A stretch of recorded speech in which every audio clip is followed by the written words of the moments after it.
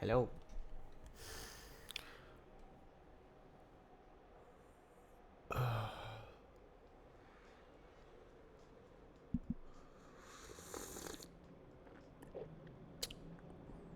Yesterday was a failure. Most important day. It's been moved to today.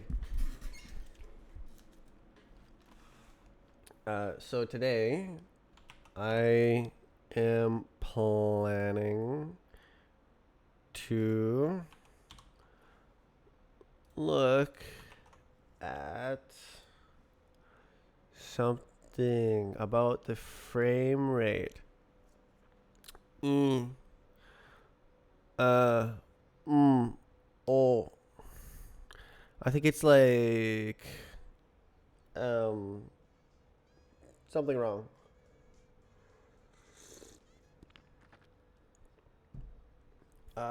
Okay, how can I look at it? Graphics? Is it graphics? I don't know. Setup? Yeah. Surely I can do like this. Yeah, okay. And then build it up.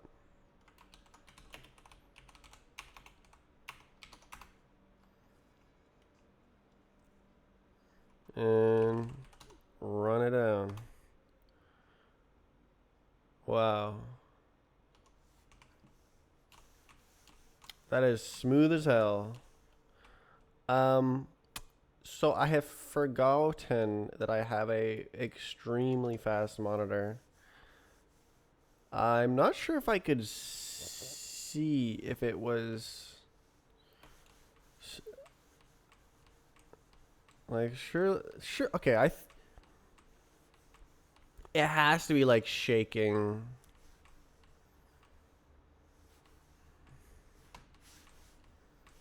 Back and forth, cause like it looks like 120 frames per second, but it's supposed to be 240 frames per second.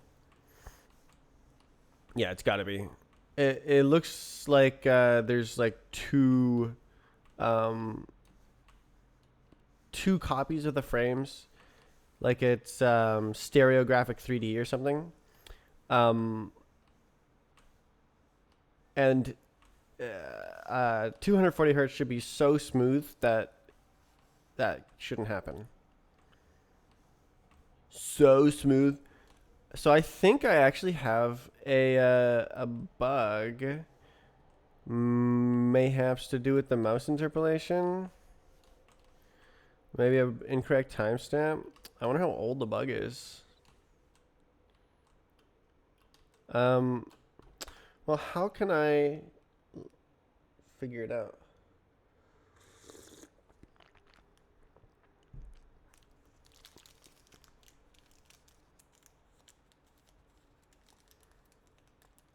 What if I tested the mouse interpolator? The mouse something or anything? I do test it though. I think I made a unit test.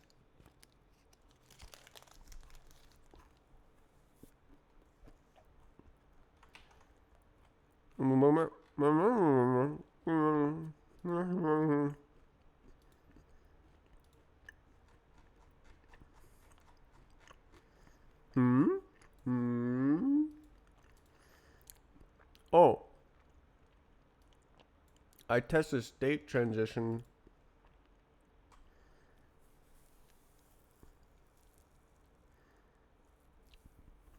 But I don't test the internal state. Mm. Bop.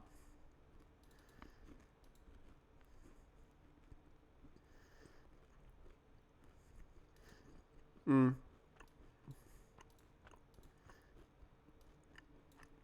Let's go to 100.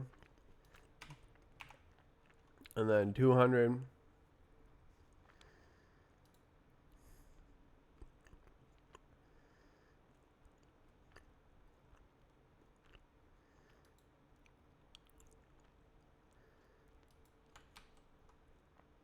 Um. Yeah. Buffered instruction.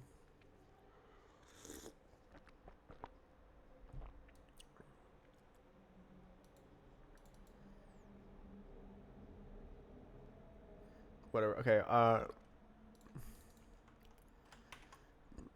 Cargo test. Hmm. Engine session.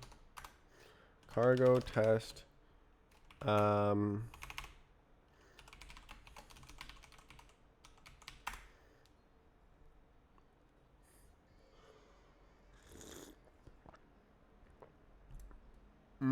Okay. Yeah. No, that's not what I wanted to see.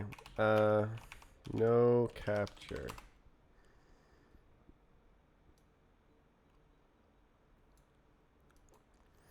0, 0, 100, 0. 200. It should replace it. Oh, I see. Replacement set next mouse. RZ. So it's like 1, 2, boom, 3, boom. That looks like super correct. This one has got. Ah, that looks real good.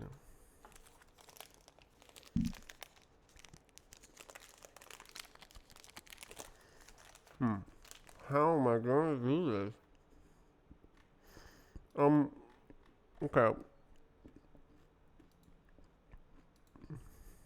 I actually don't expect the bug to be here.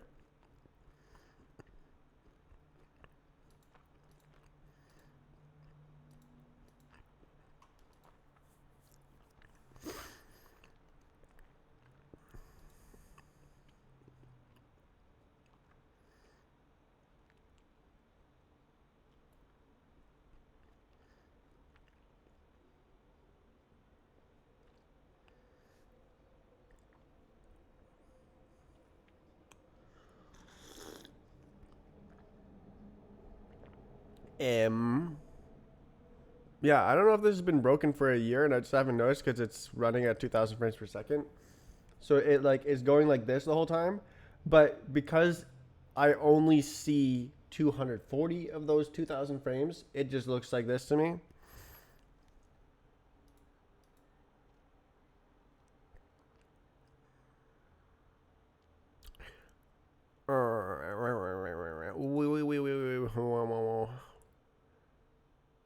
Um, I actually don't know how to what the like optimal way to limit the FPS is. Oh, you know what I can do? I think Mango HUD can limit FPS.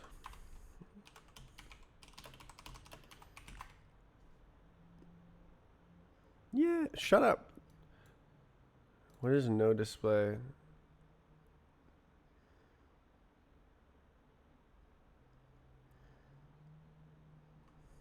What is no display?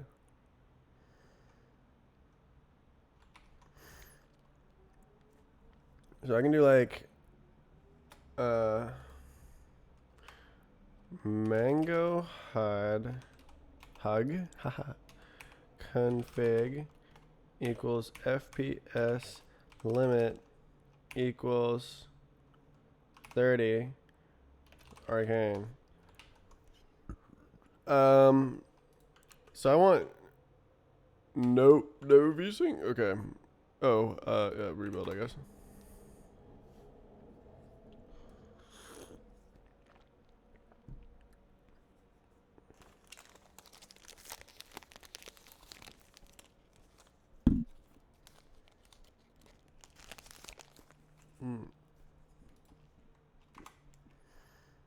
Hey, okay, that worked really well.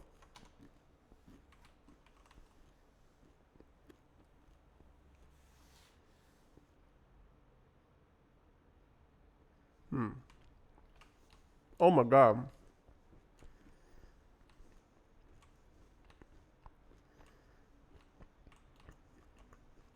Okay, that's like 15. Something not white.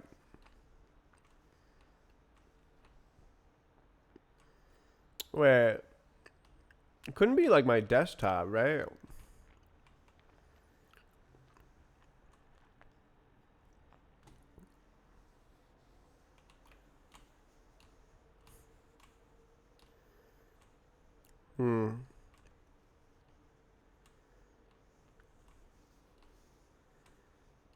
You can see it going like this, right?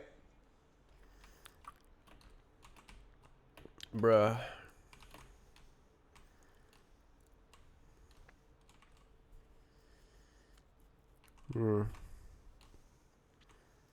Wait, why is that lagging? I can see it in the top left here on this graph.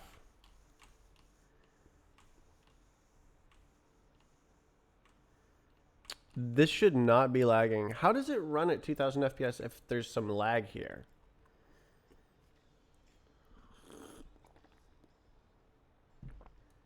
I'll be right back. Put this in the trash.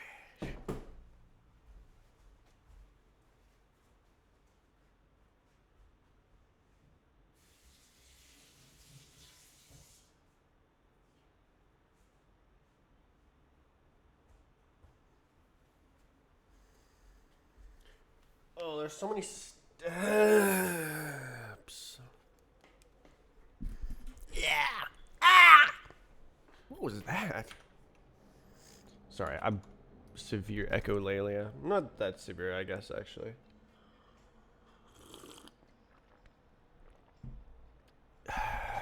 The condition. Oof. So, yeah. Why would you? Okay.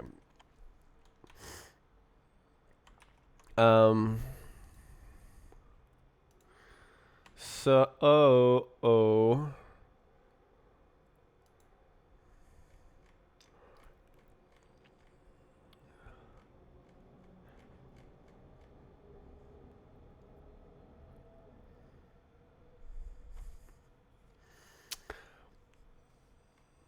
Mouse, move mouse. Input. What? Oh, yeah. Okay, I see.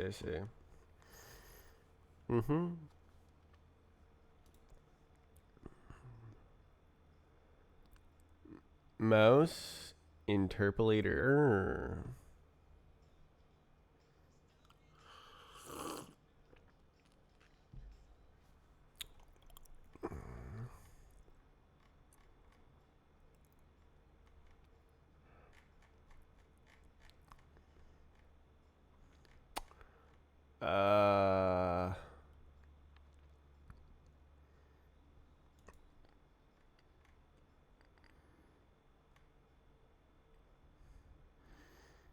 Like, where do I print?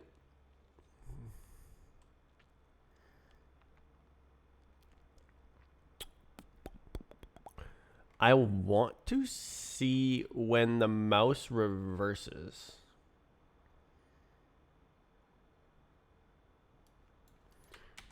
Mouse state? Gabagoo?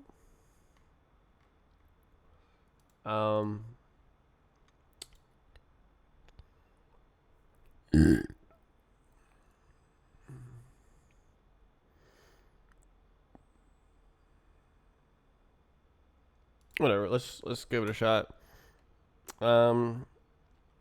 Mouse dir, I guess, is a bool. And then we can go like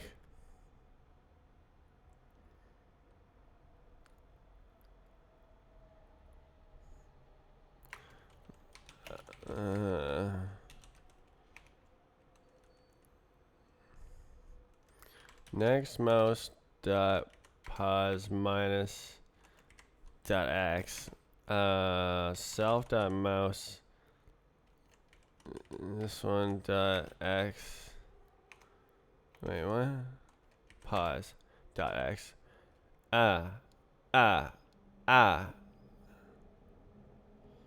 sign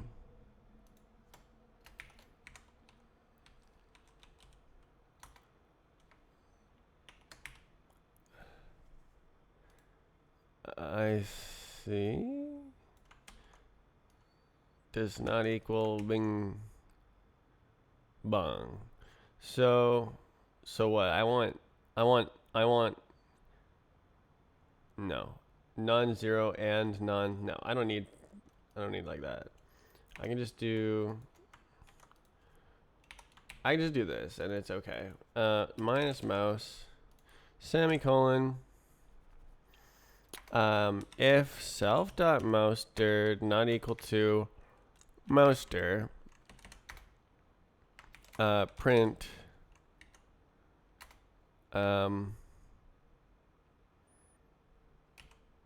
mouster, and then self.mouster equals mouster. Insanity. Okay. Default. Mouster equals false. All right. Good luck to all involved. We are going to print this. Let's see. Wait, how long is that? Isn't that? I don't know. True, false. Oh. Okay. What about 300 FPS? Oh.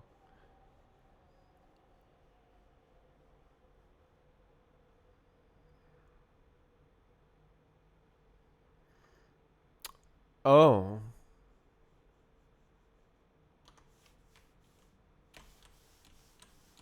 Look at that. It's detecting the strafe edges, but it still looks sussy on my screen.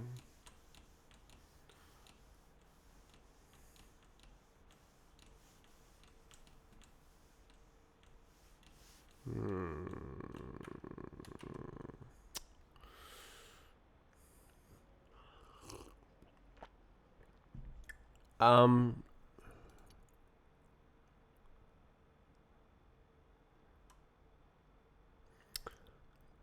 okay, so I believe at 30 FPS it was printing 0. So I'm going to need at least 100 FPS. 200.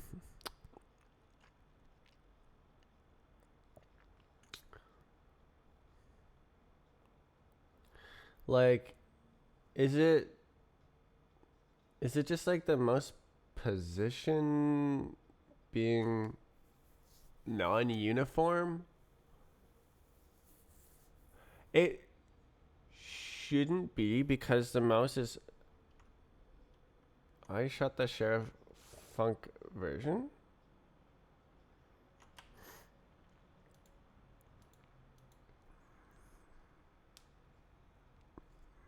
I don't know. I gotta stop using default.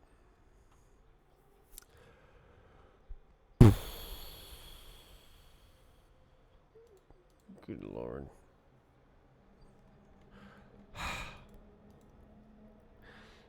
So the mouse going in, it good.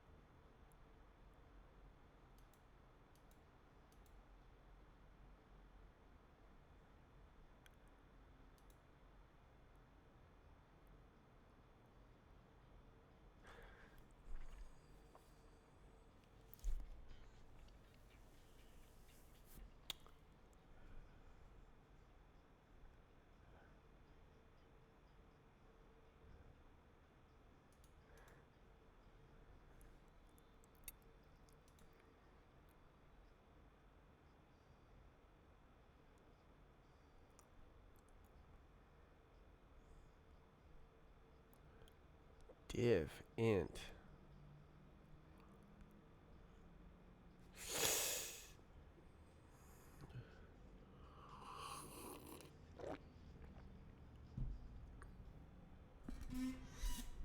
Ay, ay, ay.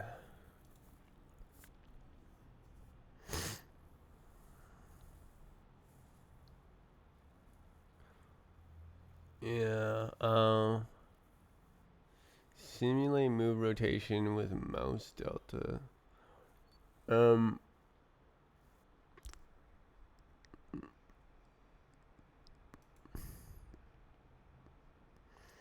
This inline stuff doesn't do anything.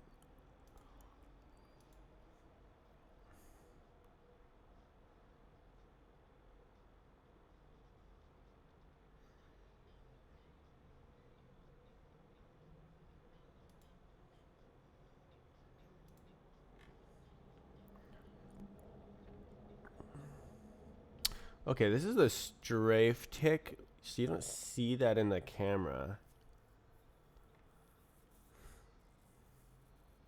Hey. 10 milliseconds? Replace mouse.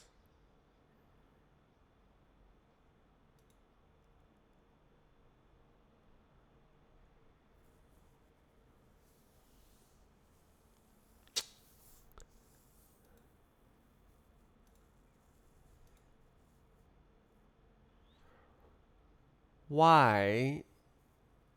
Why is it old? Why is the information old?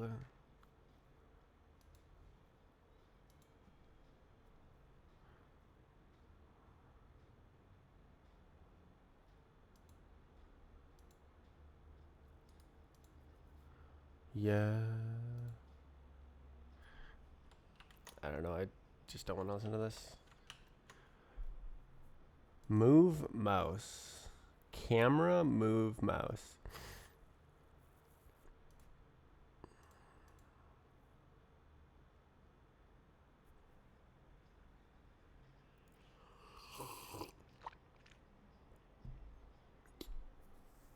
M0.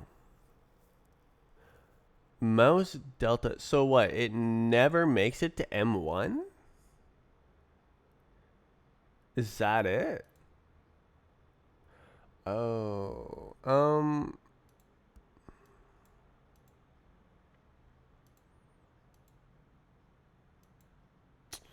Isn't that wrong? Like, shouldn't it be mouse delta then M1? Wait, wait. Oh, I see. Okay. Input state mouse pause. Yeah, next mouse pause. I believe that this is actually more correct, but that's not the problem. Okay. Because it needs to do this and then the teleport. It's like 2 in 1.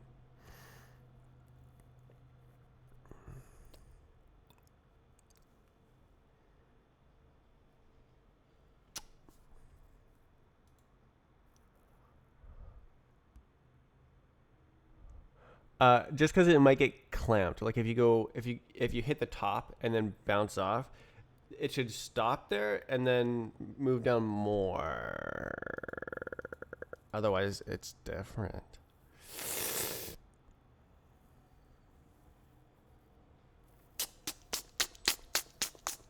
But that's not the problem. M0, M1.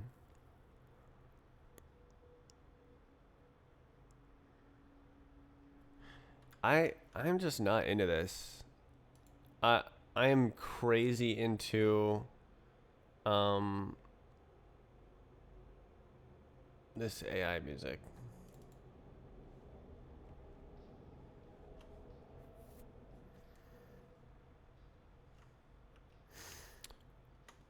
Which is kind of sad, but it's really good.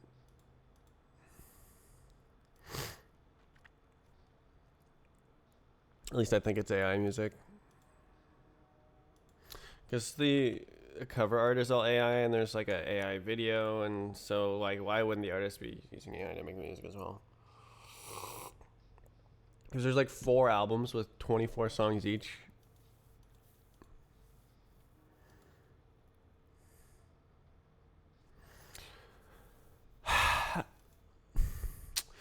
So okay.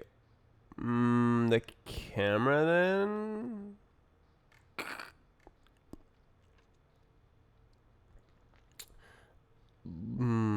Is that gonna be like get frame state in Session? Camera trajectory, camera.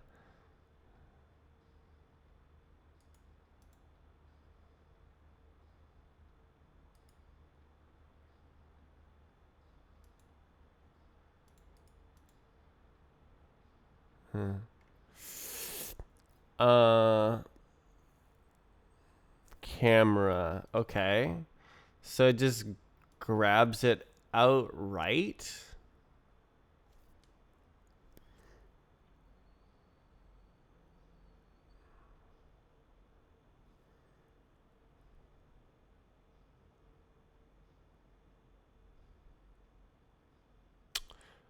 And then what? Now we have a frame state.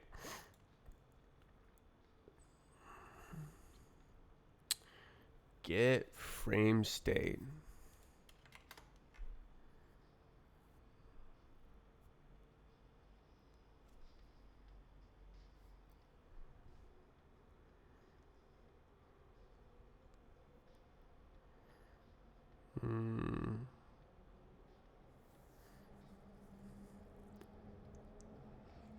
And then it goes somewhere.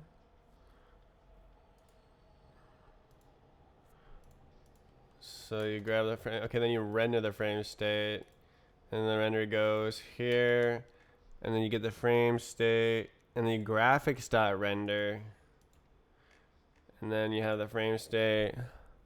Trajectory, extrapolated position, frame state, simulate move angles. What?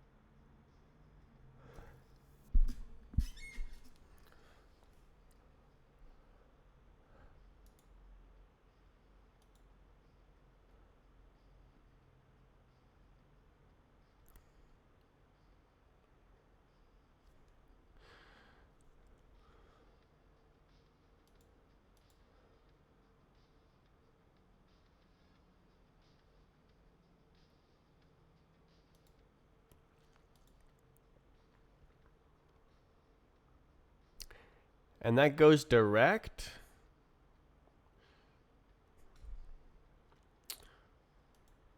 Gamma.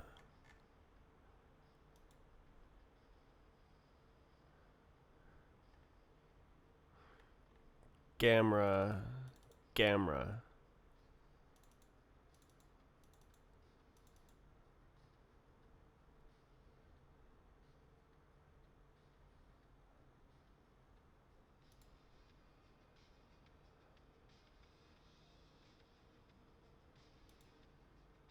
Oh, 2 unit. There. Okay. There.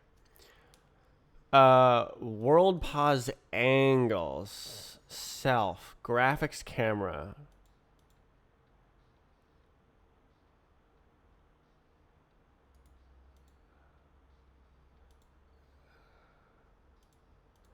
XY float. Wait.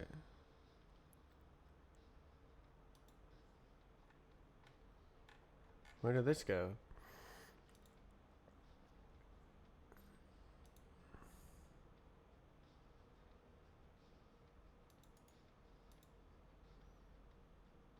It's in 2 places. 0, 0. Okay, it's the constructor.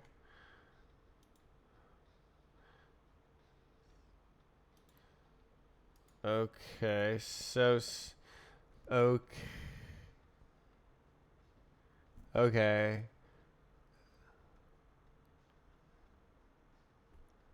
okay.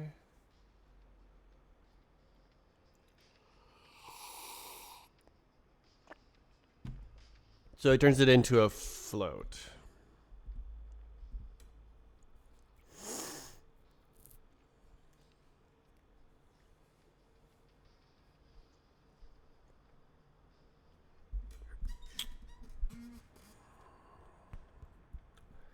So there's no interpolation going on whatsoever.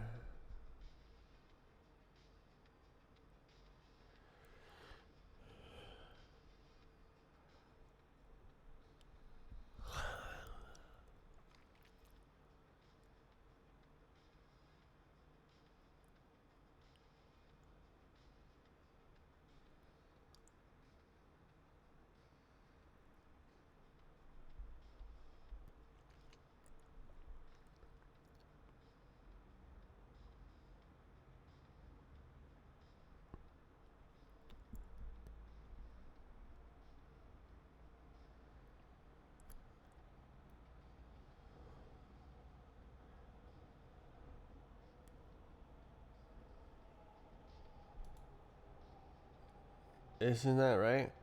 So there's just clamped mouse pause.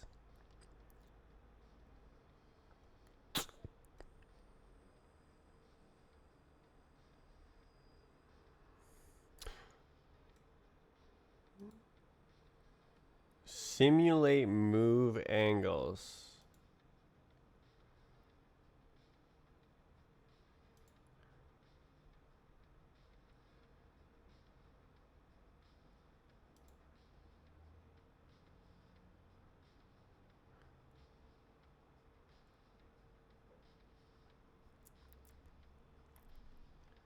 What?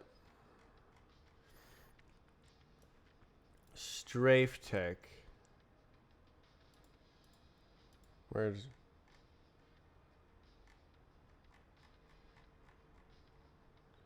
where did the strafe tech go?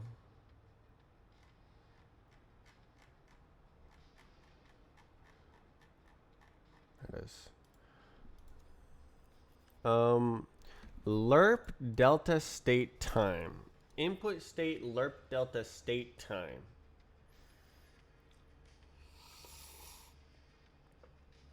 That is the only occurrence of this function.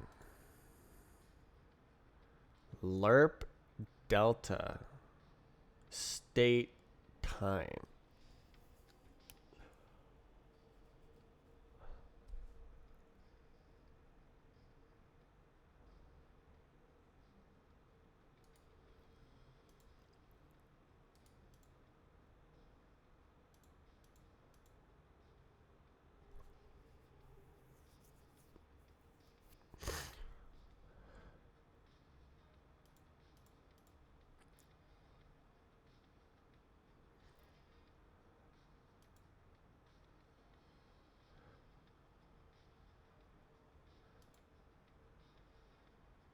Frame state.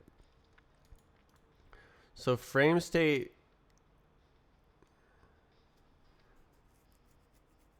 only has clamped pause.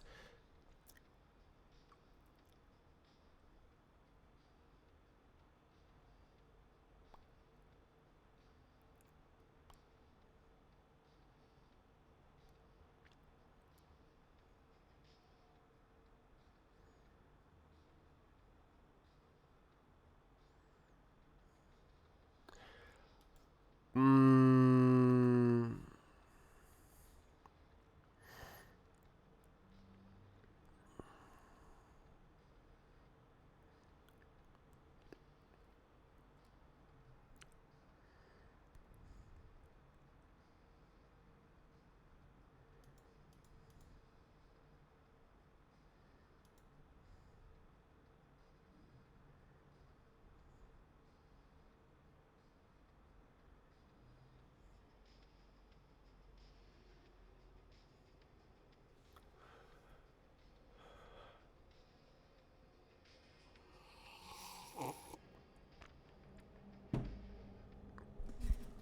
I am confused. I do not see clearly. And I had broccoli yesterday. You would think I could see more clearly after eating vegetable.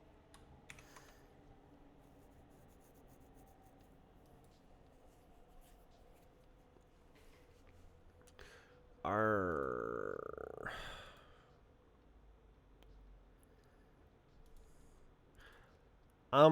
I just I'm concerned that the problem is coming from the window manager. I guess I could try with like sway. It's probably my code.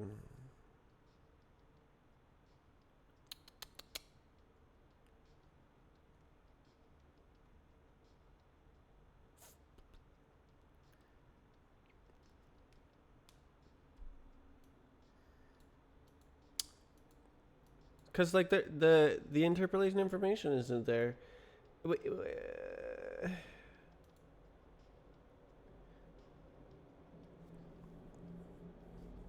do I just want to like make up a new camera?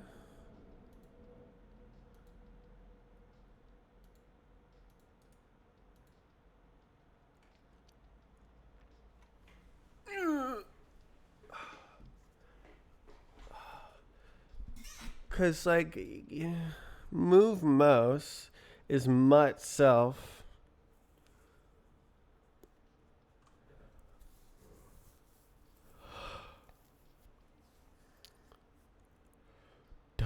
Y equals clamp.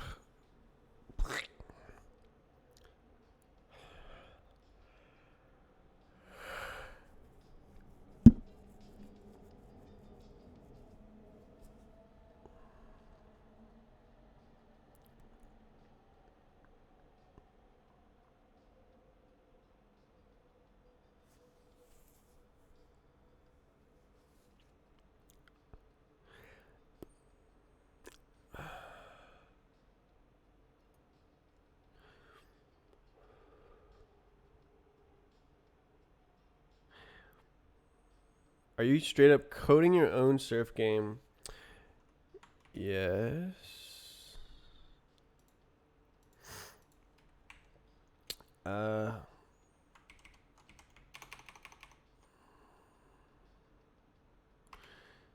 Surf. More like B-hop. And it runs at 2,000 frames per second. Surf and B-hop have the same underlying game mechanic. So if I'm making a B-hop game, it's also a surf game. Ray traced B-hop. You mean like graphics ray tracing? That'd be so cool. I would love to add a ray trace renderer. That'd be really cool. Or do you mean like the reflection looking stuff? Yeah, no, that is just a skybox shader. It just samples the skybox texture. It is the simplest thing you can do. Well, that's not true, but like it just like reflects the vector and samples the skybox.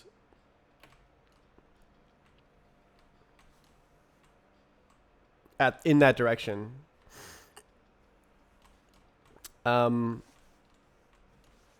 Yeah, so everything looks wet, which is kind of cool, but I should probably do some graphics work. The physics work has been getting tiresome. And I've done a great job, but like look at this. If I just like walk normally, if I stand on this platform, one of the edges of the platform, I'll just fall through before I reach the edge.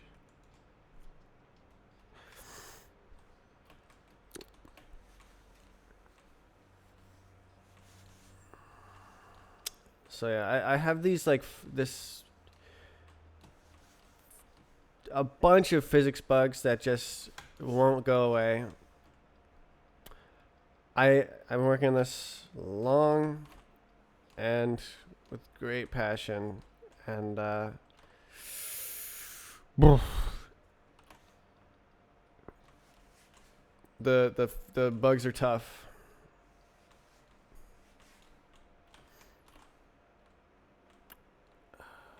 More respect for devs these days. Yeah, there's usually like 10 times more work behind the scenes than what you can actually see. People underestimate how much work it takes by a lot. By a lot.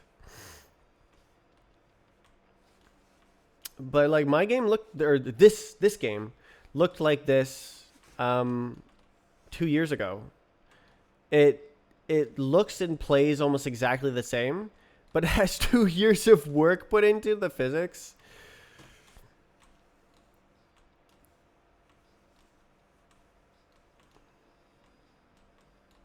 And like it's definitely better, but like it's not fixed and it's like very marginal.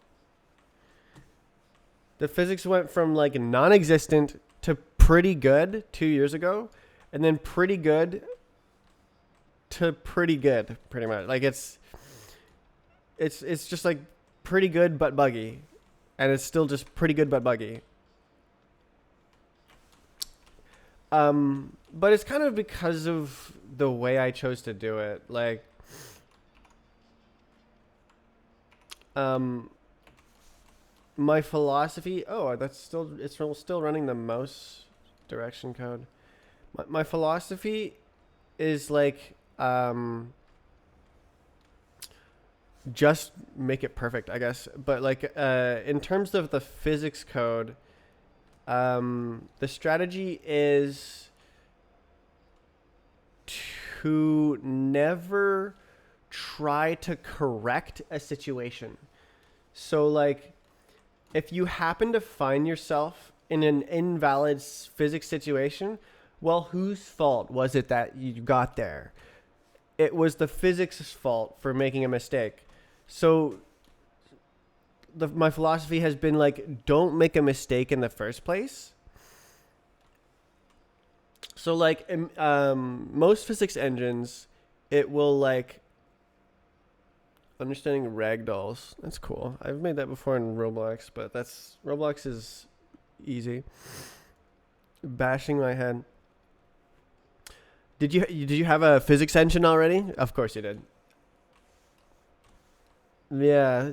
So that would be mostly like joint setup and like getting the engine primitives set up, or if you're making your own engine, it would be the physics engine primitive setup. What I was gonna say is that most physics systems sort of self-correct. If they find themselves, if they find that they're in an invalid state, like if you're inside a wall, I don't know if I can just okay. If they find that you're inside a wall, it'll go like, oh, and it'll correct. But mine never self-corrects. The intention is to just never make mistakes in the first place. So what that means is like if you're traveling through space and for like a millisecond you're going to hit something and the calculation fails for whatever reason and it doesn't think that you're going to hit the thing that you should have hit, then it will never try again. It will never consider that object again because it's supposed to only run things once and have one case. And there's no like, well, there is internal thresholds but I want to get rid of them. There's, I have a philosophy of like exact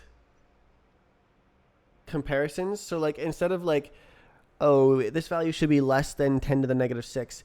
It's like, no, if this value is exactly 0, then that's the case. And like instead of having like thresholds and like a thin skin around the surface of objects to like start and stop touch events or something like that. It just is only exact. Damn. I just threw. Okay.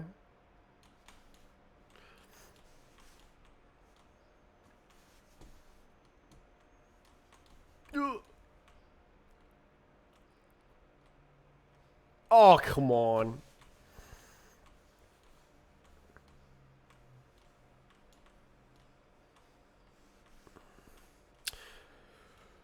Urgh.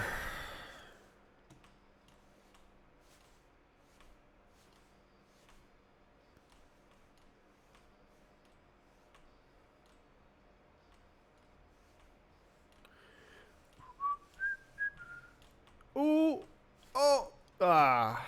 It's hard to get through that with speed. This part is like annoying. At low speed, easy. But usually it has bad, you line up poorly. R. So today what? I shouldn't be able to stand here. Oh, I don't have platform stand mechanics. Huh. Huh. That could be a good thing to try to implement actually. Today I was noticing that at low FPS there's like a mouse sort of jerking motion that's going on that's unnoticeable at high frame rates. It's like it's using a past mouse position or something. And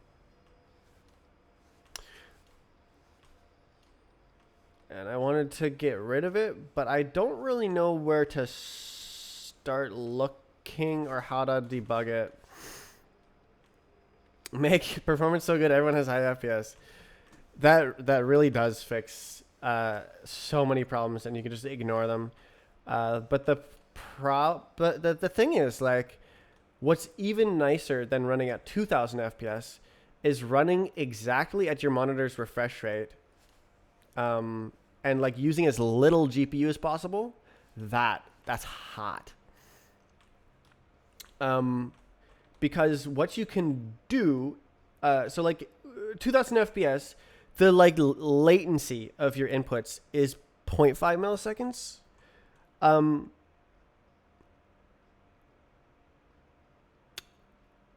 At least.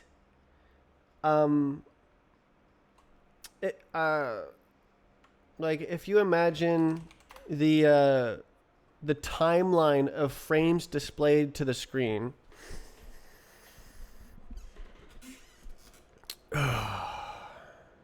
Oh, that's red.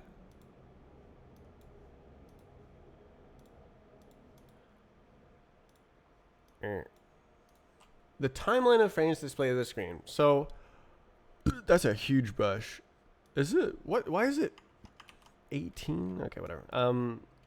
Okay, so there's a timeline. That's the timeline. Frame. Imagine those are equally spaced.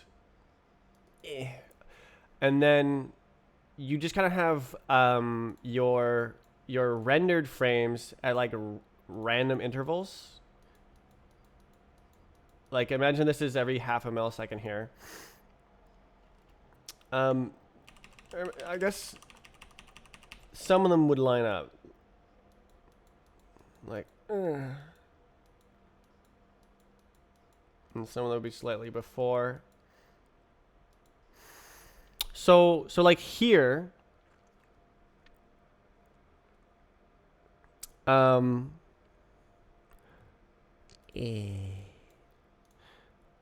this is your latency right here. This is your latency right here. Is that true? Is that true? Is that true? No. No, this diagram is wrong. I need it's That's not how it works. There's more to the picture. Okay, so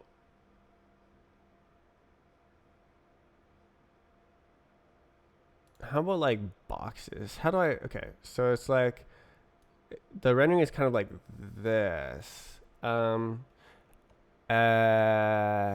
Edit, fill, control dot.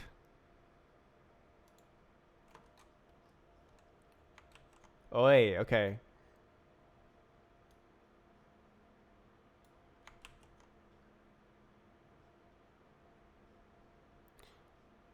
So then it's kind of like this. We already had that case. Let's go here. And then we'll do one really close. And then yada, yada, yada, yada, yada. Okay. So now we have a diagram that's a bit more accurate. So right here, hello. Right here, right there, that's when it's like, all right, we need to simulate the game and like render the graphics. We gotta make a frame and display it. It's the very beginning. It kicks off the process. And so it's collected all of the user input already. And it's like, all right, the new mouse position is here. Okay, simulate the physics. All right. We simulated the physics. Now we need to, some time has passed. Now we need to render the graphics.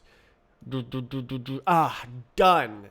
So that's what the red square is it's like from the point that it cuts off capturing the input to the point where it's finished rendering the frame.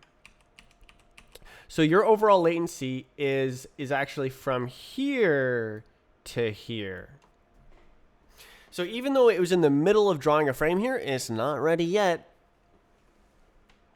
But the creation of a frame is not instant. It takes some time to run the physics and to render the graphics.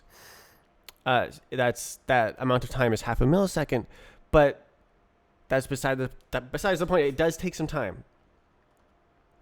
So, right here, your latency is like 1.5 frames or something. But right here, your latency is like 1 render time. That's pretty good. Oh, I should mention that you can just kind of render frames as fast as you can. Pretend this is red, and like you just are always rendering. When one frame finishes rendering, you just immediately start rendering another. You can also render multiple frames in parallel, and like capture input, then kick off rendering another frame, and like have multiple in flight in parallel. And the GPU is good at or the GPU driver, I don't know. The hardware is good at like scheduling the work. So like there's like the vertex shaders and the fragment shaders, for example, that can run at the same time, but the fragment shader depends on the vertex shader being finished. So if you start a new frame and it like does the vertex shader, starts doing the vertex shader stuff, and then you start another frame, and then now the vertex shader is done, but it's doing the vertex shader stuff of the next frame while also doing the fragment shader stuff of the previous frame. You're like pipelining the GPU and like using all the components instead of needing like a round trip complete loop. And like you can run the physics and then the GPU and like schedule it nicely. There's so many tricks. I'm doing none of the tricks. And my game is running at 2000 FPS. Imagine if I did all the tricks. I don't think it would be very difficult to make this reach 10,000 frames per second. But my goal is 1,000 frames per second, and I'm already there.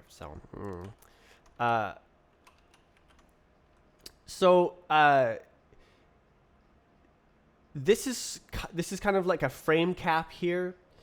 The best possible thing to do, instead of just kind of drawing frames whenever, back to back to back to back, like I'm doing now, the best possible thing is to be able to predict how long it takes to draw.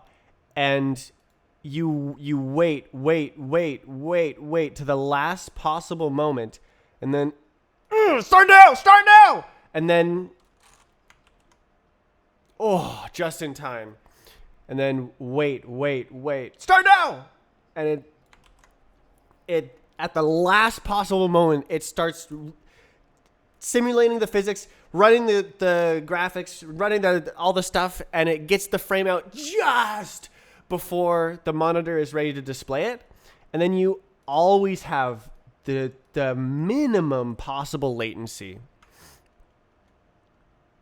and the minimum amount of GPU usage, because it's not just spamming frames all the time that are never going to be displayed like it is now.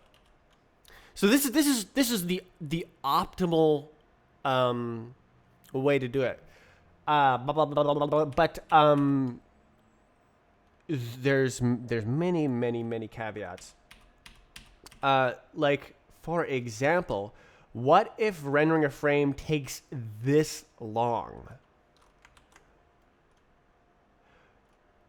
Well, what you should do in that scenario is have multiple frames in flight.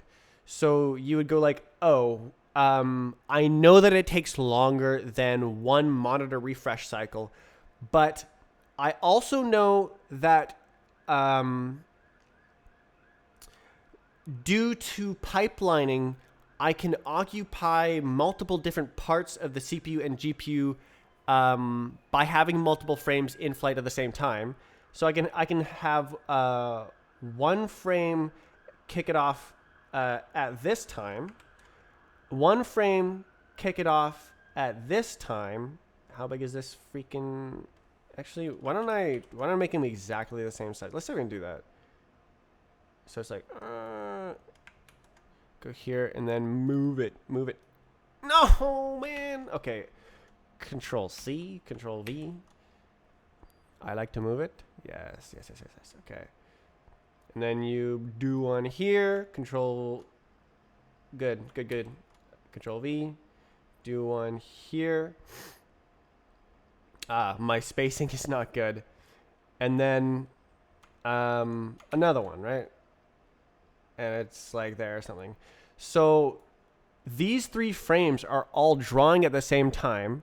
So our latency is like from here. Hello.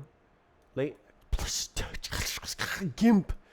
Our latency is from here to here, but we were smart about the scheduling, and we like delayed it to match up to the time when it would like end just before the monitor displays a frame.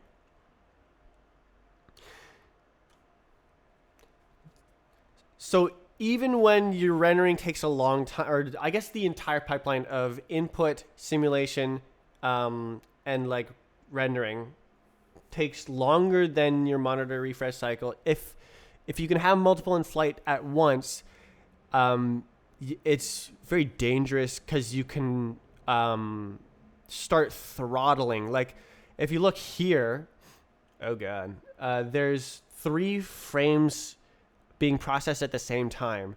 If those are contending for the same resources, you can you can like get backed up and and your carefully predicted starting time that you delayed suddenly pushes it over the frame boundary. So this is a precarious balancing operation. And so having a very predictable rendering time and knowing when you're not contending the different system resources is very important. So like in Vulkan, there's swap chains. You take the completed frame and you throw it off to the operating system, or in my case, the compositor. And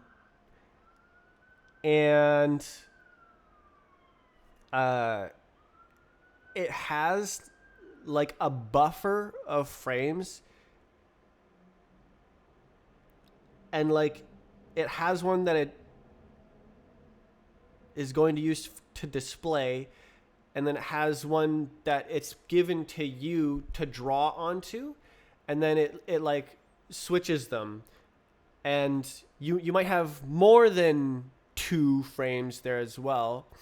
Triple buffered is the most visually flawless, but that buffering adds latency, right? You don't get this like immediate flip situation. So there's things to think about there as well. That there's so many components. So my problem that I'm having right now is if I limit the FPS to let's say 15 to make it painfully obvious.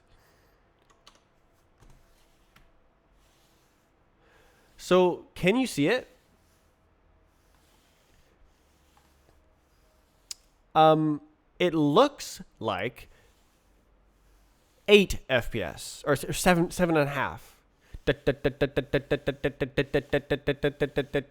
But it's supposed to be 15. What's up with that?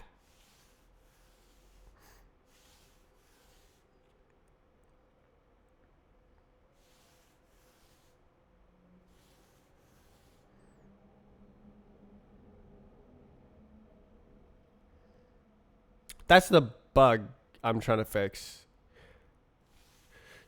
So it doesn't look like it's actually like going backwards. It's more like it stops really close. Whoa, what's with the gliding? The vertical gliding. It's like, okay, clearly the like the non teleport motion. Can you see it's like swaying? Instead of, so there's like, but then there's also like a little effect like that.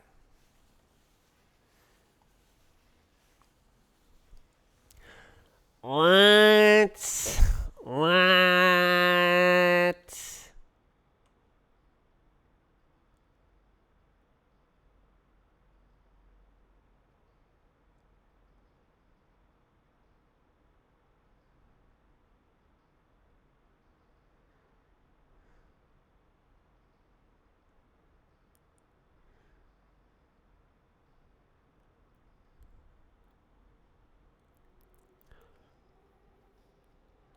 Is is that flopping between buffered and unbuffered? Yes.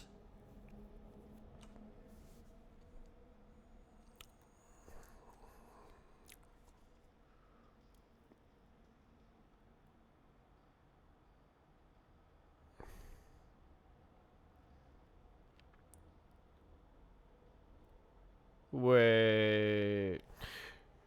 Shouldn't it not do that?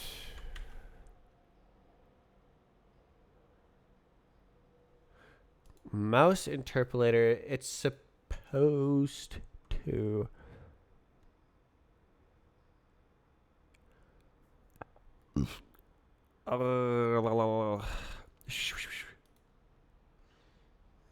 Only a single.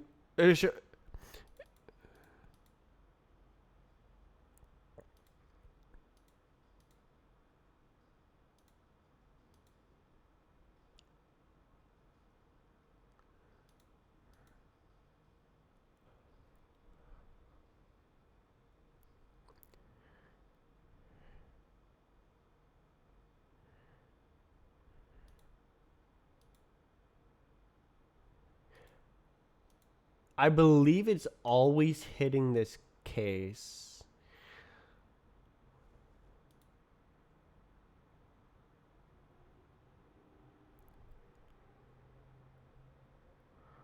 Why is there time and time again?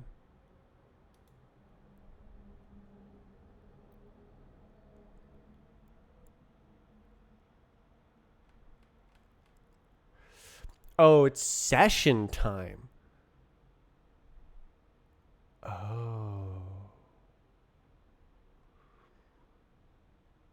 Right, because anything could happen. You could like pause the simulation and then it like changes.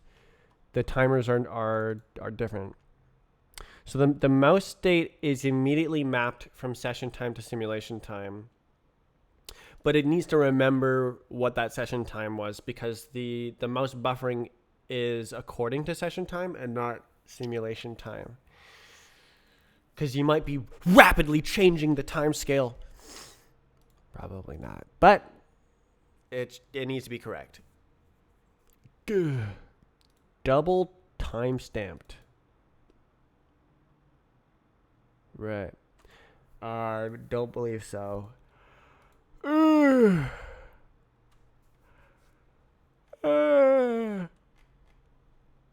Time out. Mutt self is the devil. Push unbuffered input. Good. Yes. So unbuffered.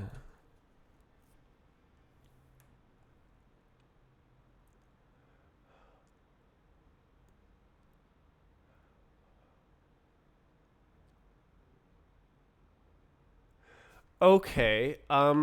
Let's set the limit to 105. And does it still?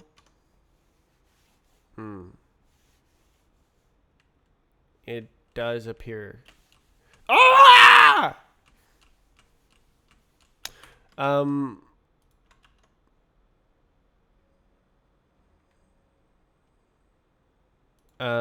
More correct.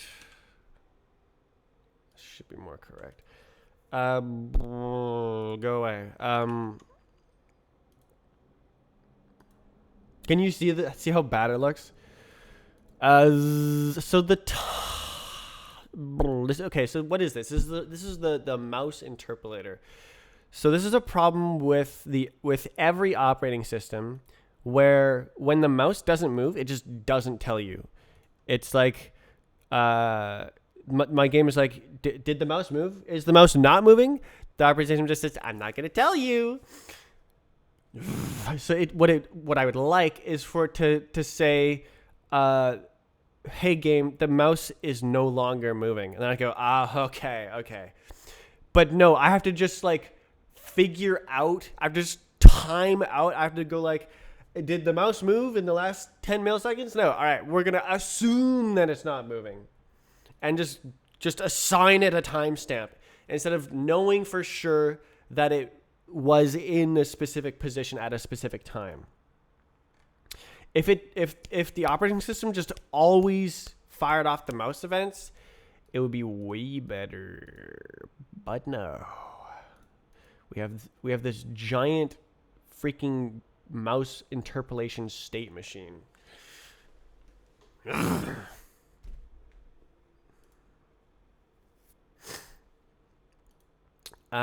Probably push.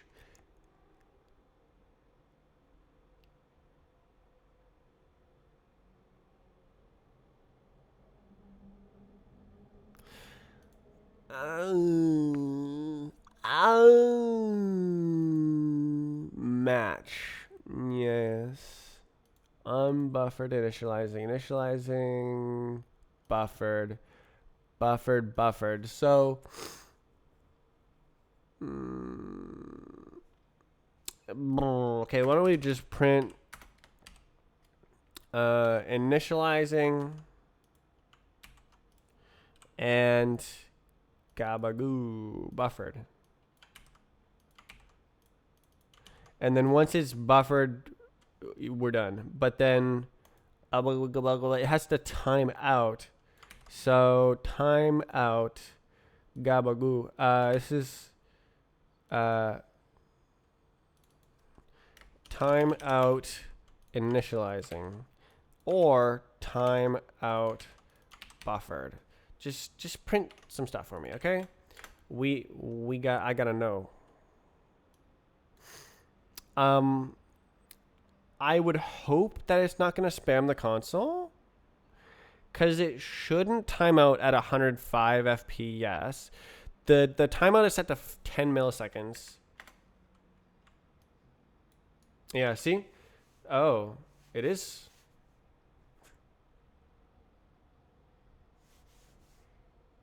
Oh, that's not good. That's not good. That's not good. Okay. Well, that's actually nice, because now I have found the problem. So that this is what's causing the problem. It's like kind of delaying everything for a frame, but on alternating frames. So it's initializing buffer on triplicate frames actually.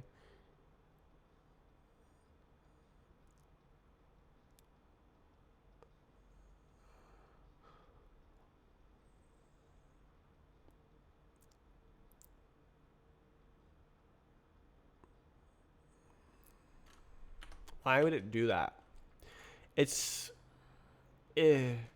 time out.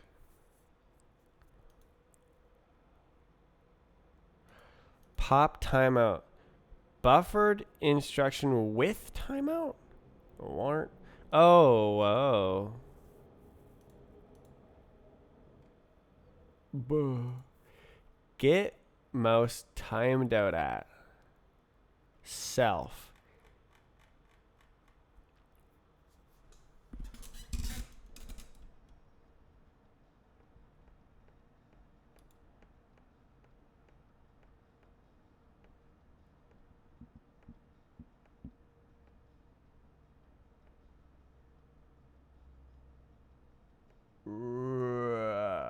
Plus time plus mouse timeout. Oh. If. Uh-oh. Wait, time limit. Wait, no, that's okay. That's like current time, right? Timeout. What is that capitalization? What? This is a it's called a constant. So yeah, it's asking did it time out, and it should be saying no. Wait a second. Whoa. Whoa. No. No. Okay, so no, yeah, no. It looks fine. It's throwing out the time and inserting the new time. That's totally what it should do. All right.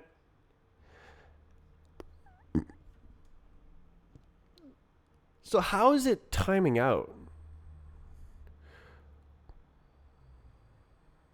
Oh, you're talking about your message. Hello. Gobbledygosh.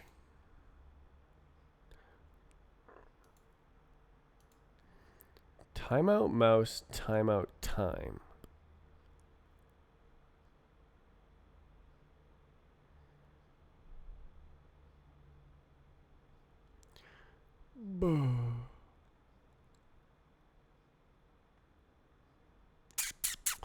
Yeah, so like mutt self is evil. Mutt. And I just have it everywhere.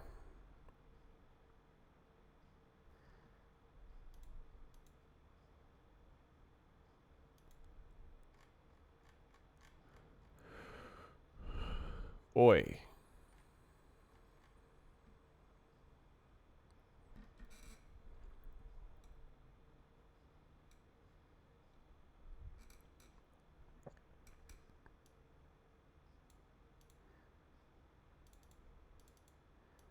Jeebsus.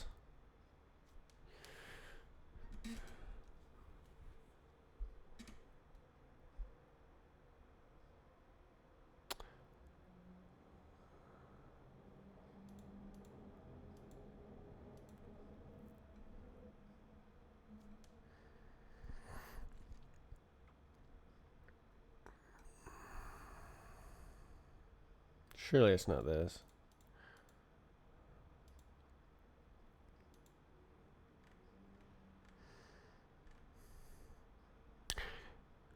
So we saw this thing turning on and off, which it's not supposed to do.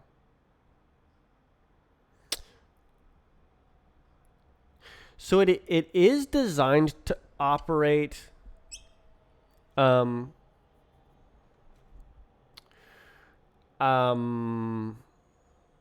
asynchronously to rendering, and it doesn't.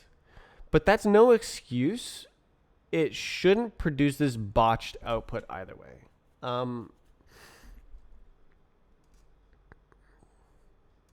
Yeah, I haven't implemented that yet.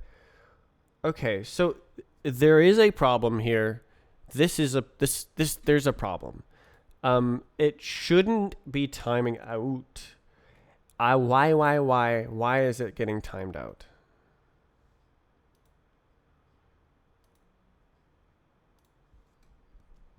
Bots, kill them all.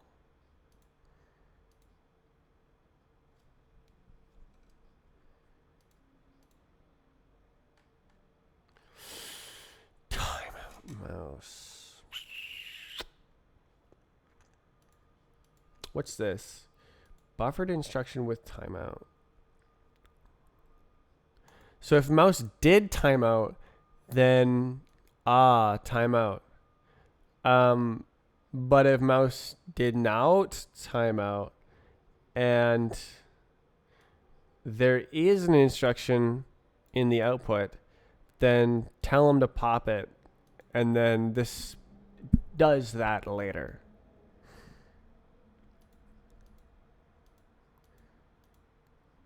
And so, yeah, it's always, okay, option, cool.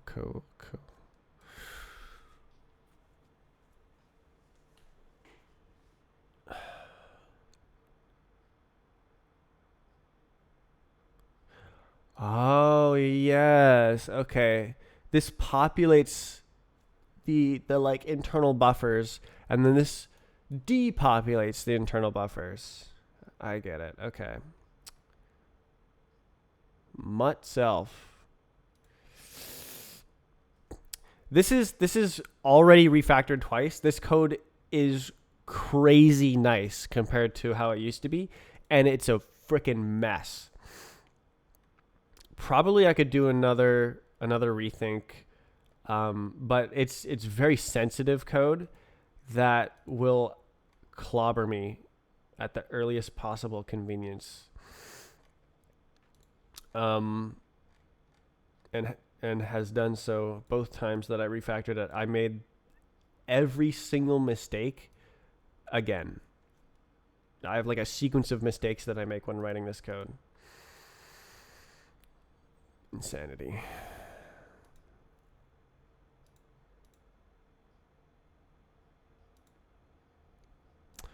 plus timeout.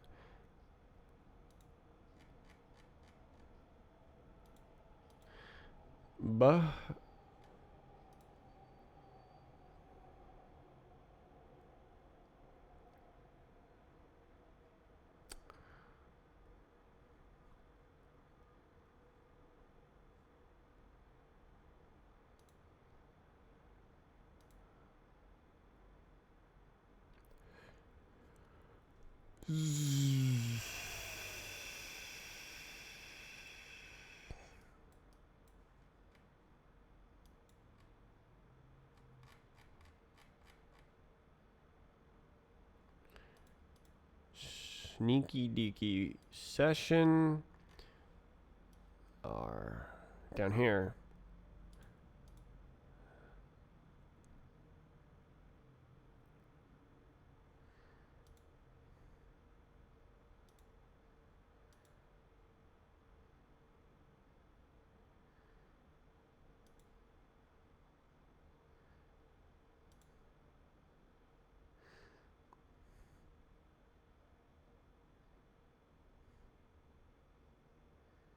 Wait a minute.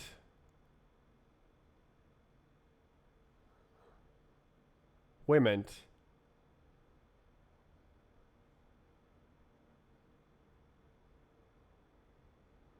If let some.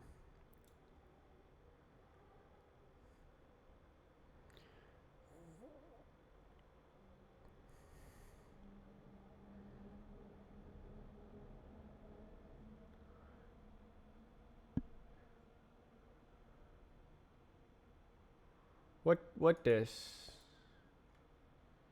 INS.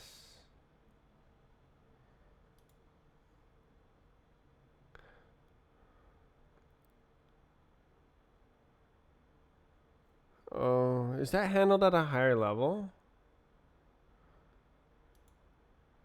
So like I was thinking like, ooh, maybe this should be a while let loop.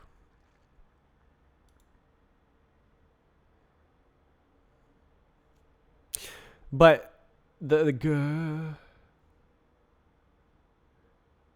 but these form a bond, and you can like kind of just like do that. Step instruction, yeah, it just does it. Process exhaustive. I believe it does it before and after. So process any timeouts.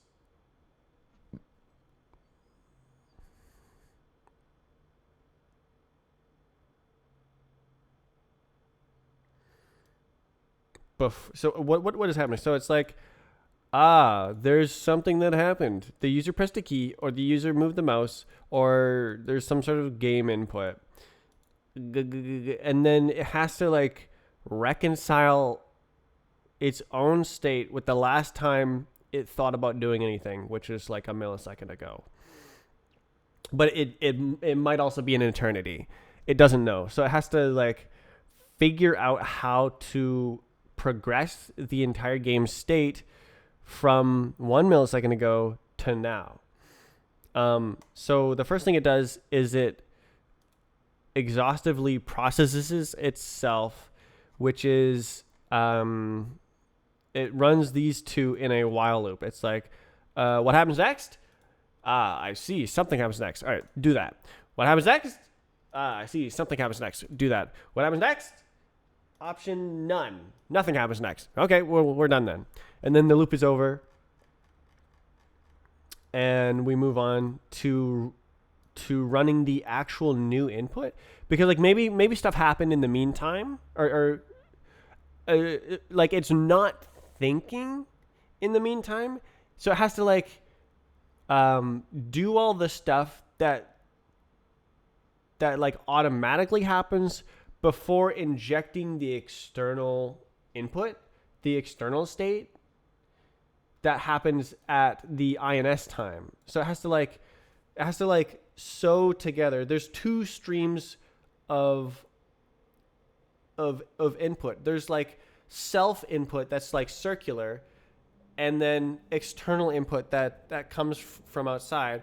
But it has to get merged together into one timeline and sorted. So like So yeah, this is catching up to real time, then running the input.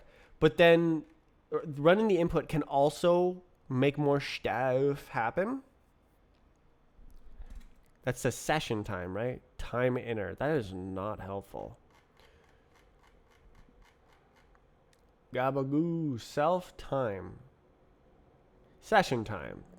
There we go. Okay. So that is session time. Hua. Process instruction, process exhaustive.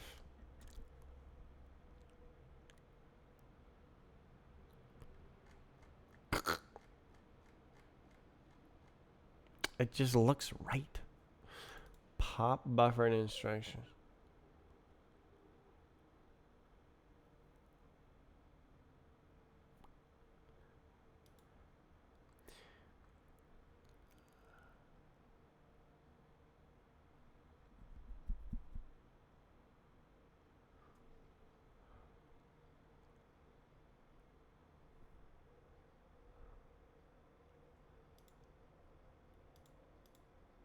Time limit.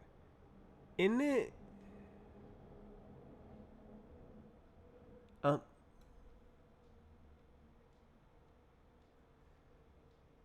Is it like the wrong order or something? Like,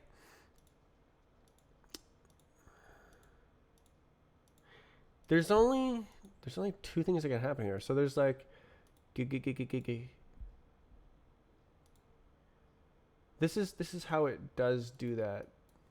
Gabagoo. Next instruction, buffered instruction with timeout.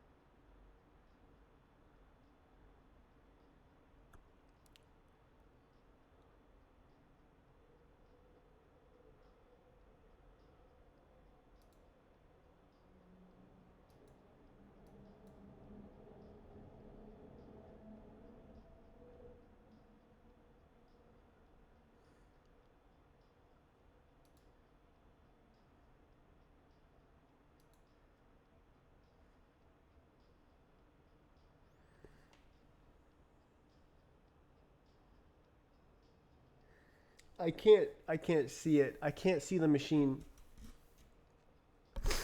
The state machine.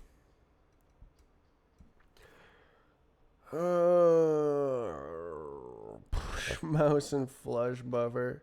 What?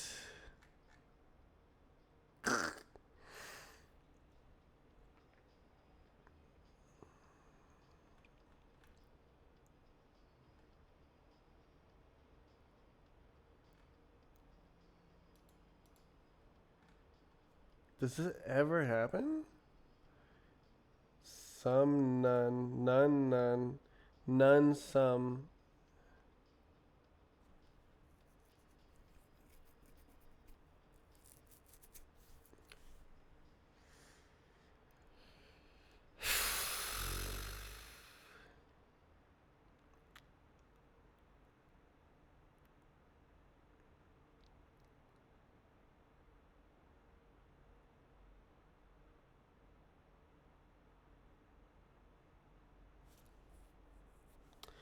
That's a either. That's an option either. But I have it as two options. It's wrong, but like it just doesn't matter.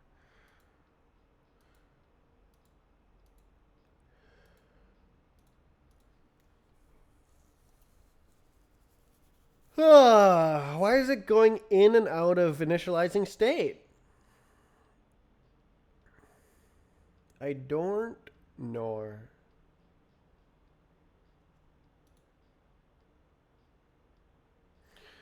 All right, let's do a time print here. Is that allowed? Okay, let's go. Session time. And then who did this? Time out. Timeout time. Whoa.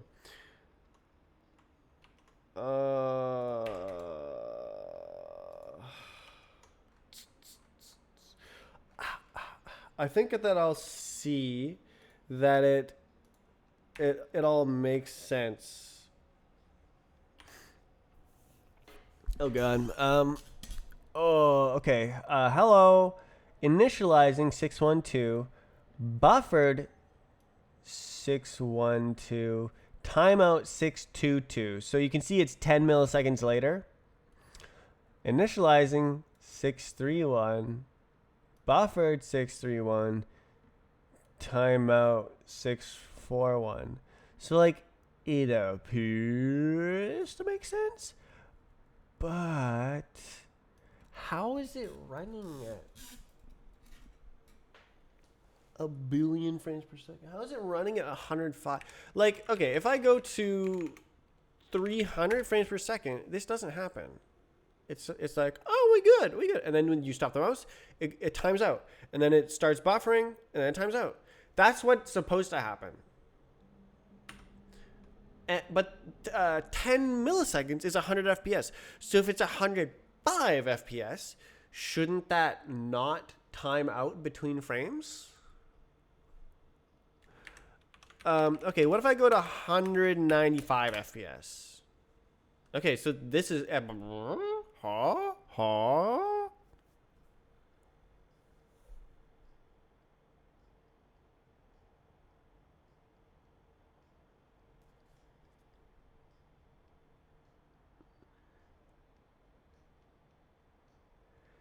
It's at least 200. Well, okay, 200 is exactly half of 10 milliseconds.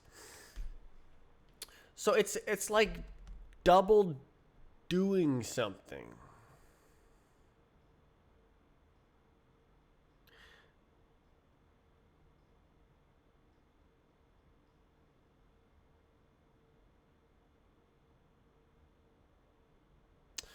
So yes, it stops having the problem at that frame rate, but I want it to not have that problem below the frame rate. So like, I also want it to not have that problem even when it does time out. It's like it looks bad. It something. It's not supposed to look like that. So like it should do the entire triple cycle. It shouldn't like be effectively carrying state across the frames. It should like full timeout and run the last frame.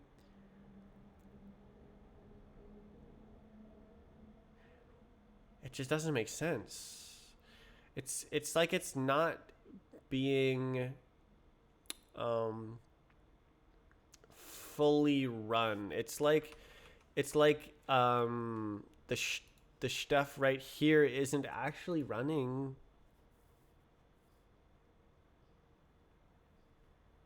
Or something.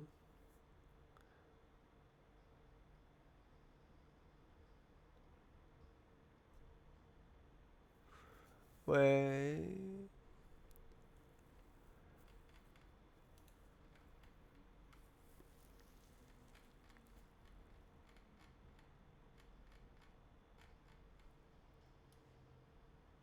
What are you doing? Go here.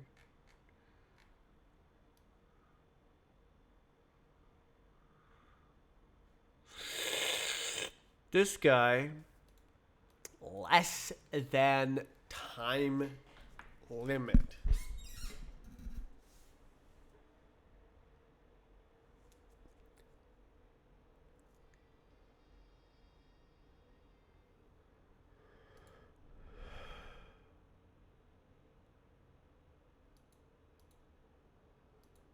Yeah.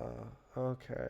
So that's not like current timestamp. That's timed out timestamp.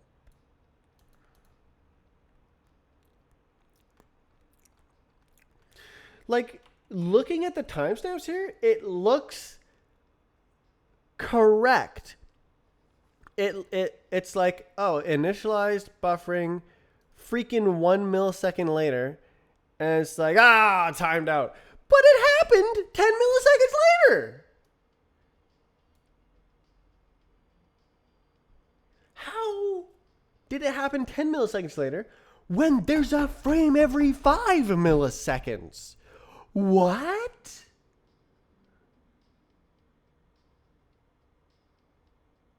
Nothing happened? And yet it's 195 FPS? It's not like keeping the timeout below 10 milliseconds for some reason. It's just timing out every frame, even though every frame is 5 milliseconds. The timeout is 10 milliseconds. Why does it time out at half the timeout instead of the full timeout? What?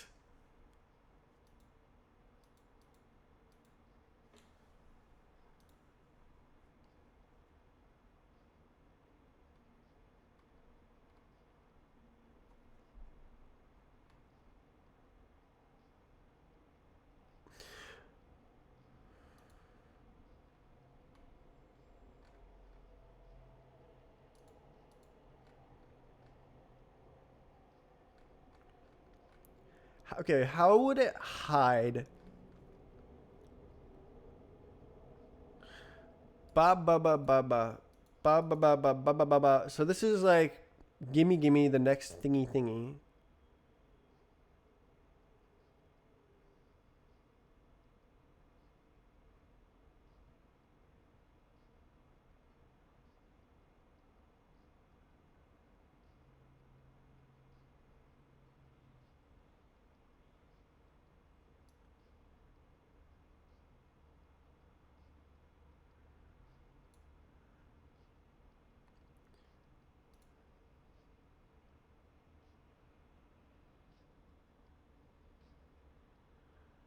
Go.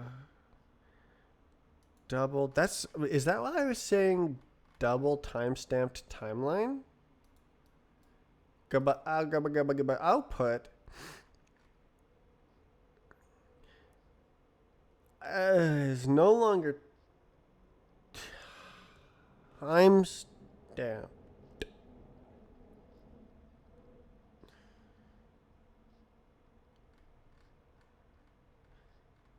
This code has caused so many problems. And it's only necessary because the operating system doesn't tell me when the mouse stops moving. If I made an operating system, I would say when the mouse stopped moving, and then omit the mouse movement instructions.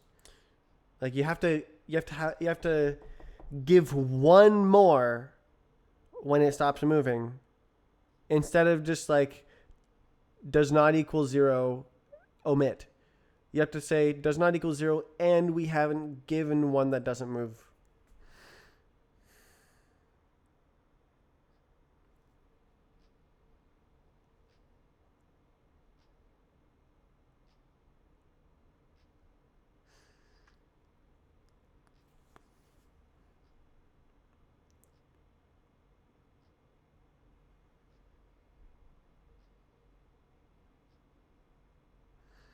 But then there's freaking Windows.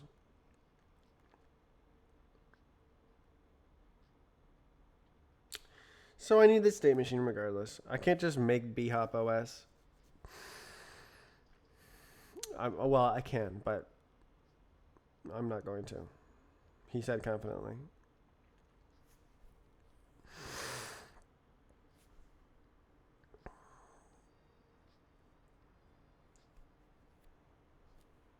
Just boot up your computer with bhop OS and you can get jumping.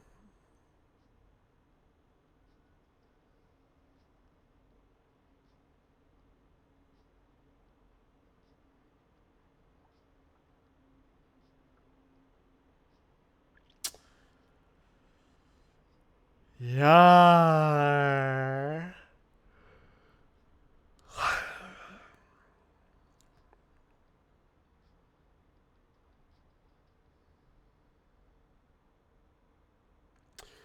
There's a very subtle problem here.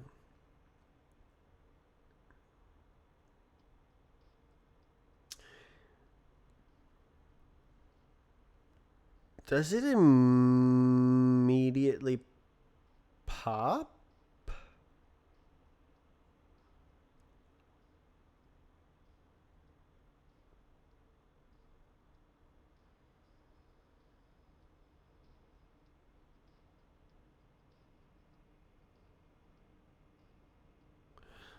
Umbaha.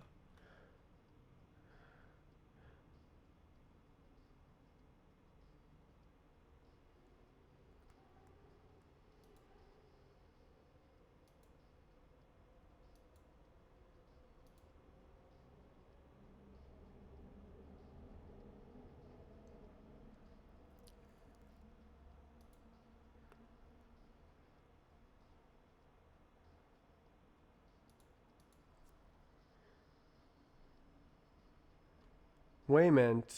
Wayment. This case never happens, or this case never happens.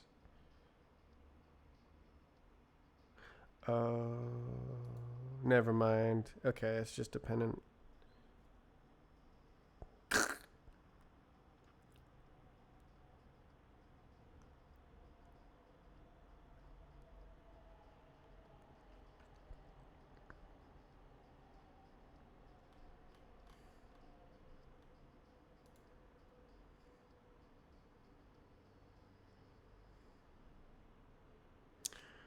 I don't understand.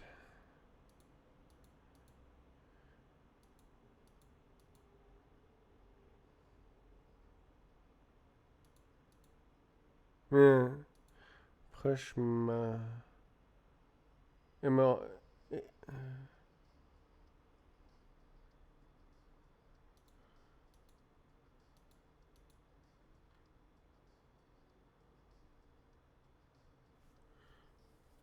It always pushes to the front of the mouse.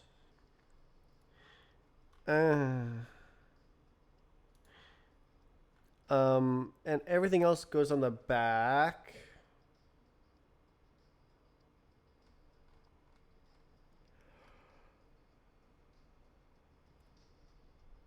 Ugh.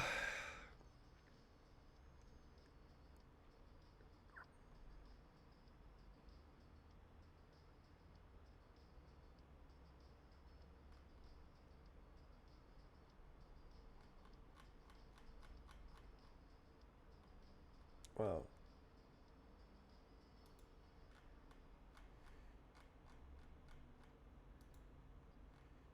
Wow.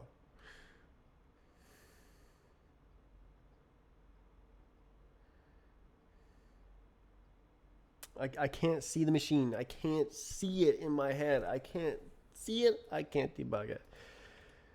It looks based on the timestamps. What is that? 1, 2, 3.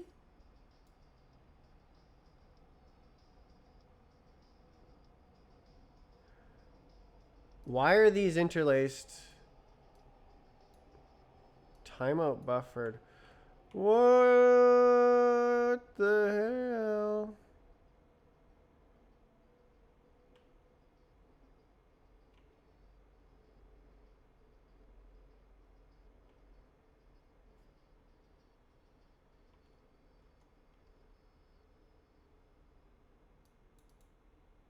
Oh,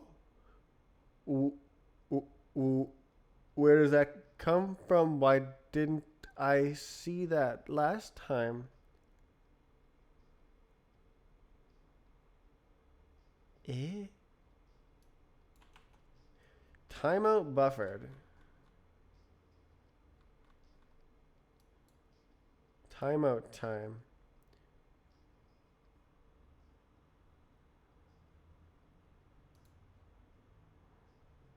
Oh.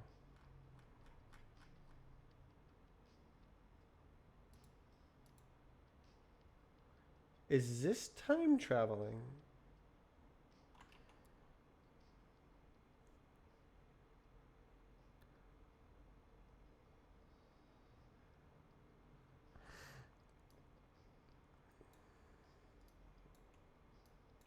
Two five two initializing session time. Session time. Physics time. Hmm?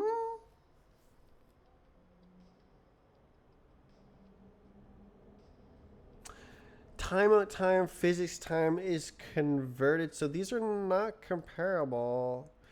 Yeah, timeout. What? Timeout time. INS is physics time. What? So we know nothing? Pop.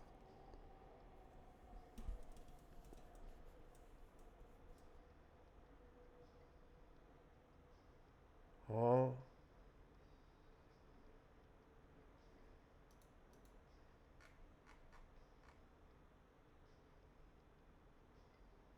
I timer time INS time.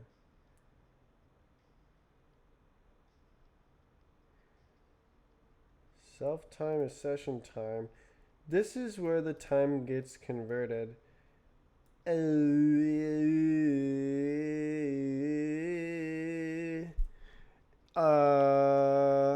should be the same.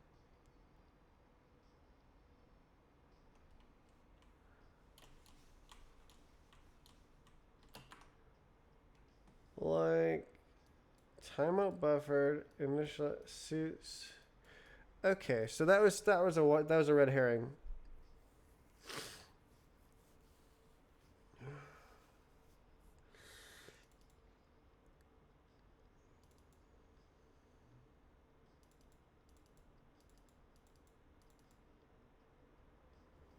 Why would it do that?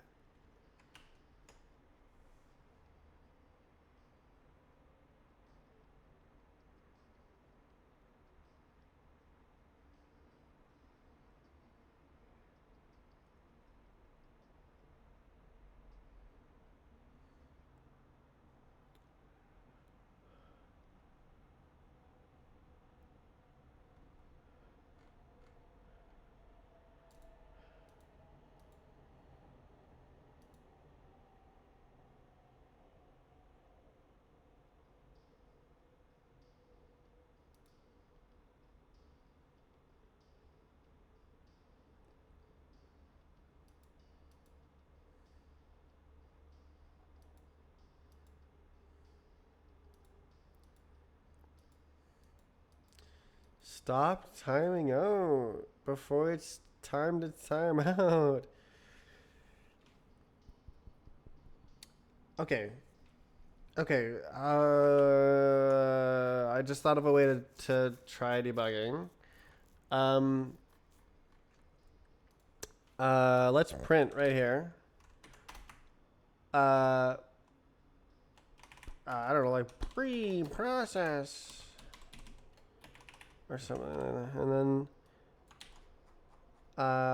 yeah, and this one is post-process. Just so I know which one is doing the dirty deed of destroying the data wrong. Oh my god.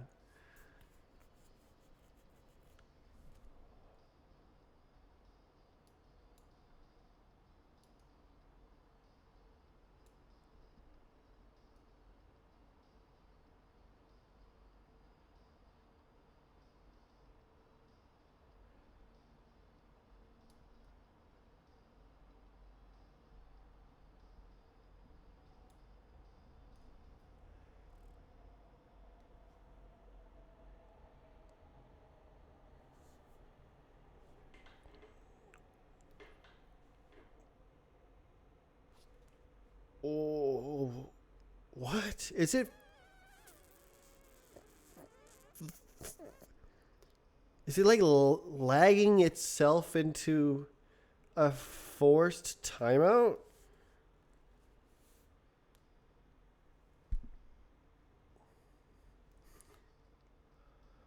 I did not expect this. I expected this to spam, not this to spam. I thought it'd be like interlaced. We would see one of these, and then two of these, and then one of these, and then one of these, and that would just be the loop. But no, it is doing something.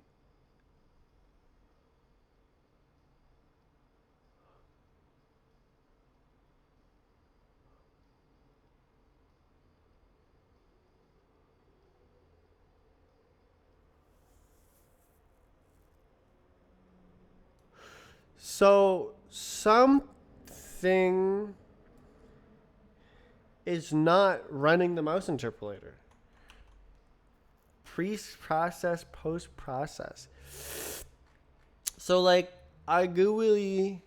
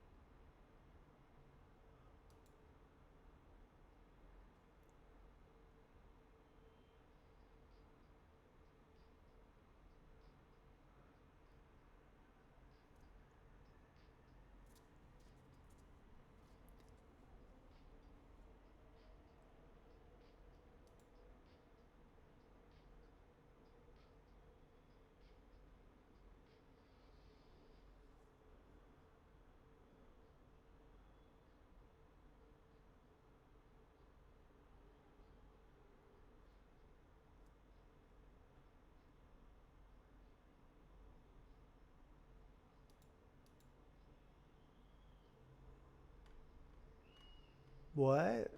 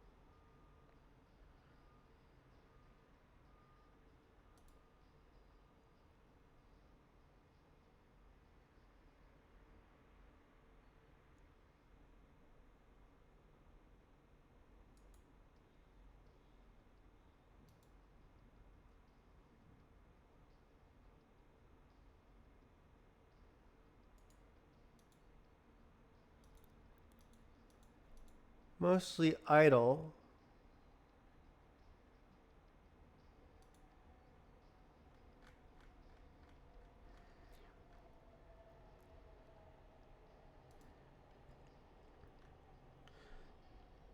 Session time is written into buffer state in this case, but in this case, it's ignored for non-mouse instructions.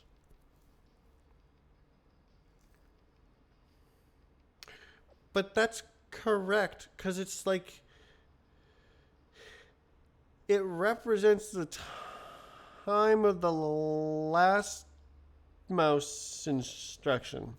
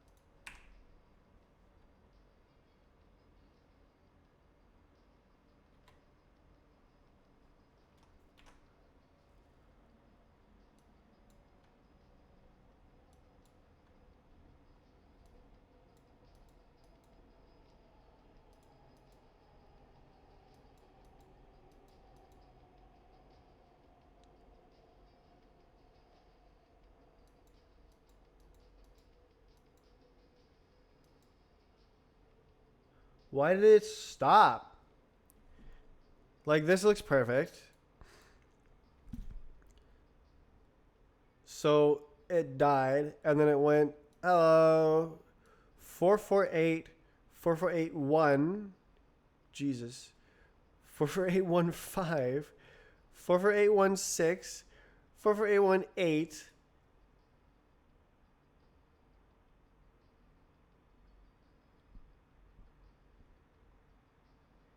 and then timeout 458.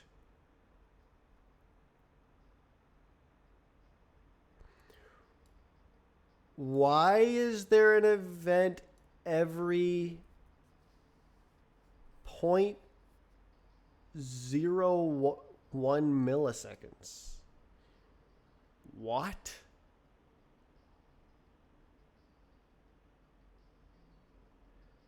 A mouse event, no less.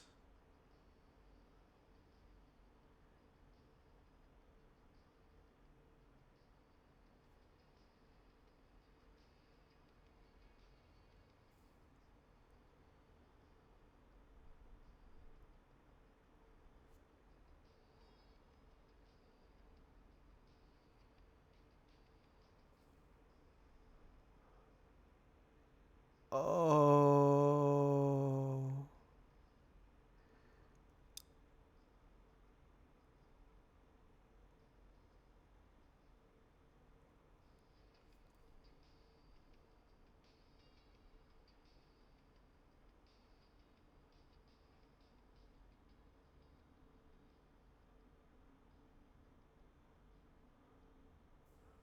It still doesn't make sense. Okay, so the frame rate is limited. Um and the execution is synchronous. So the main game engine uh main loop is right here. Definitely. No, it's app. Wow. It's not here. Physics worker? Graphics worker? That's somewhere in here. Window? Who did it? Worker. Window event. Who runs? How does my game engine work? I would like to know. Run app. That's a winit function. Bokeh. App. App. Jeez.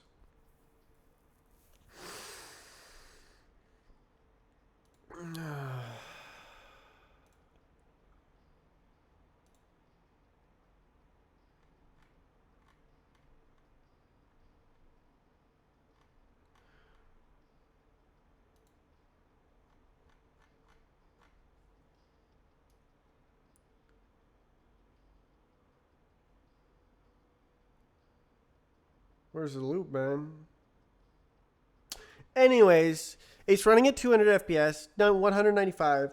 So there's 5 mouse events per render event. And they just pile up. I need to have the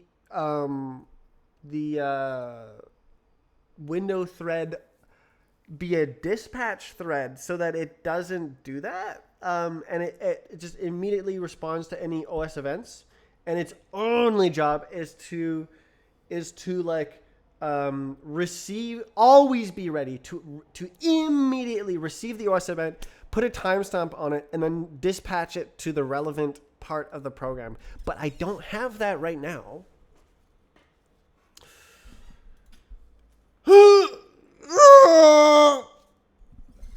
Because of the whole like frame scheduling thing, where like it's complicated and I need like multiple cases of like avoiding throttling with too many frames, because like it needs to expand. It needs to like predict how long it's gonna take, and if it's unpredictable, it freaking dies in a fiery explosion. Because like, if it's like, oh, I should schedule it way ahead of time because it takes so long, then it starts like rendering 8 frames at once, and the GPU is doing 8 frames at once, but really it's just overloaded, and it'll like take longer and longer to execute because it's queuing more and more work all at the same time. It's snowballs. It needs to avoid that. So it like, okay, would it be ideal to have like a load indicator for each pipeline stage?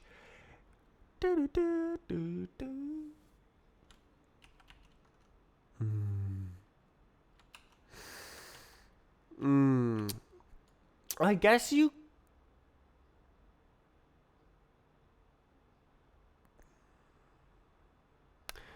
So I think like the ideal way to do it would be sort of like like Factorio production line, where it backs up. No, that's very not optimal. It needs to detect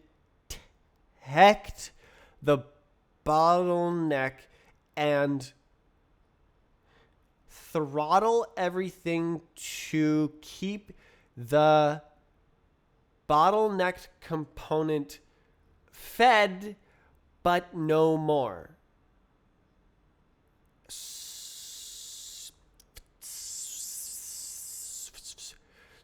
So as much pipelining as keeps the slowest link in the chain at 100% utilization, but no more, so that the pipeline doesn't back up and add latency. I've never put that to words or thought of that before. That's a nice realization. I think I'm going to write that down.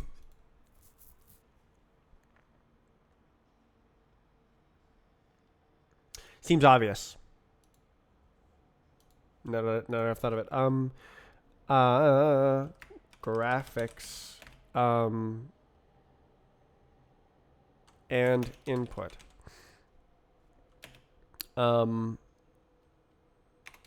Minimizing latency.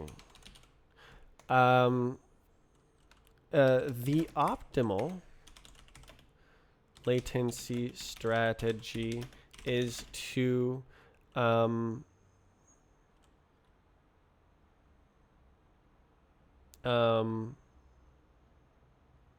individually identify each component in the pipeline, link in the chain, and recognize when the weakest link, the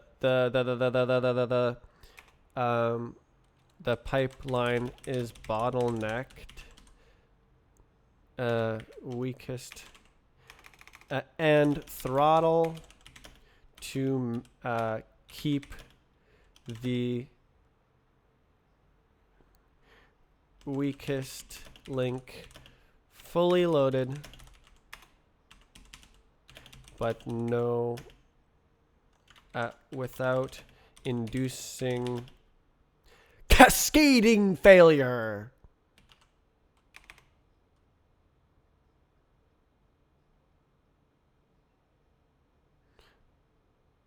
Backup. But that's kind of a ambiguous word. Buffering.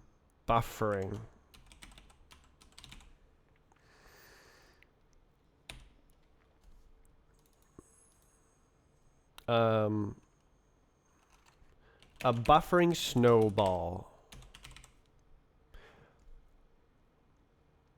Recognize when the pipeline is bottlenecked and throttle to keep the weakest link fully loaded. So.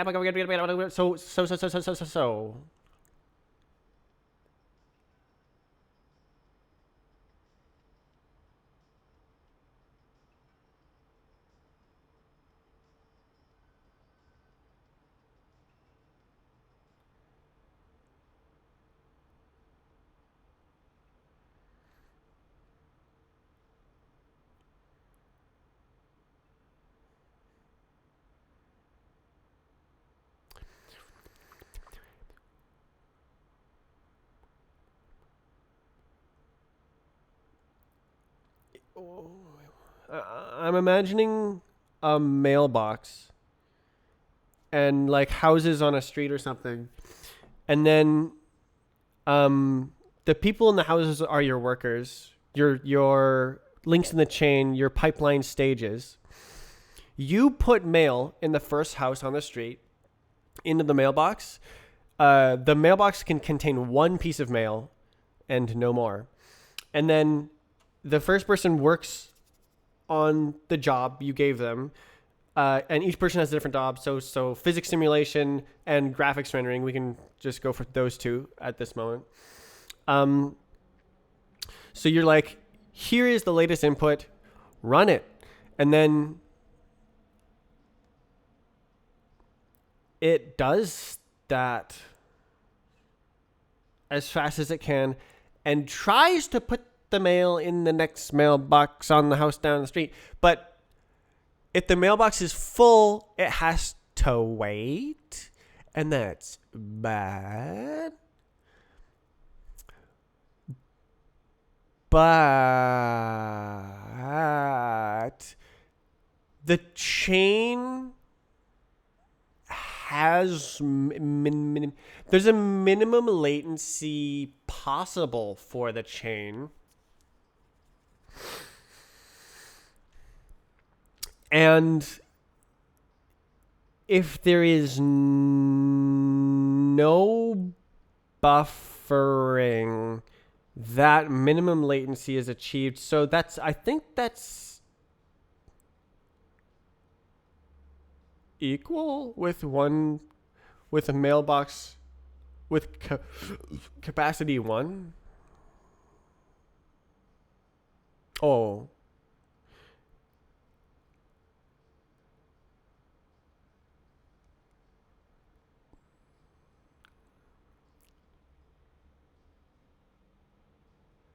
Capacity 0, sort of.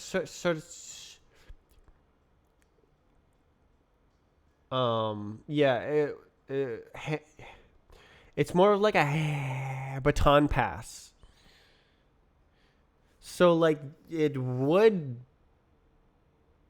buffer in a bad way if there's a mailbox. It's a baton pass. So it's sitting there waiting with the baton for the slowest component, and then it hands it off and goes back and starts its work again as soon as it passes it off. Yeah. It can't accept a new one. until it's handed off the old one. Because it's a serial chain. You have to do the physics before you can do the graphics. I mean, like, you can just kind of render willy-nilly.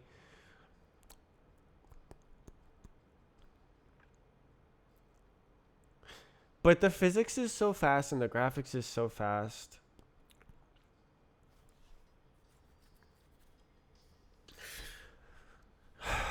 What happened to having multiple cookers cooking? Right. Resources.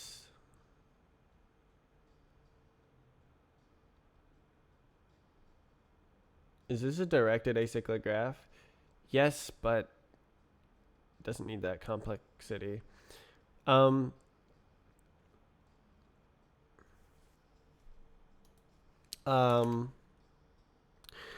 The pipeline is a baton pass. There is no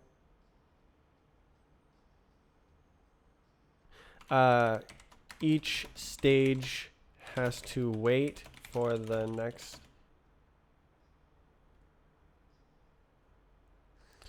to finish to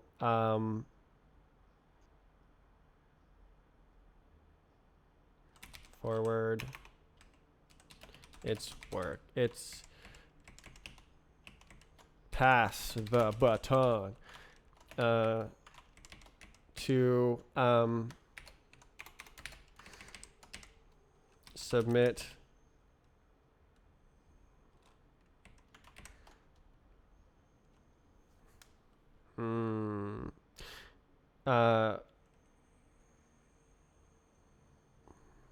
give its output to the next stage.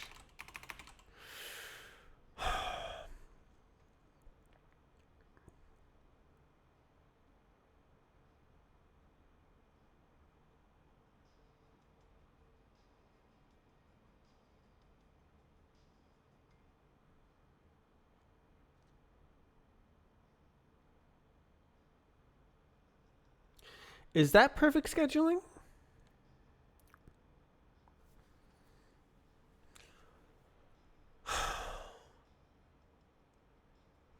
So then there's the like Wayland protocol, the timing something display, where like, here's a frame, do not display it before this time. Something like that.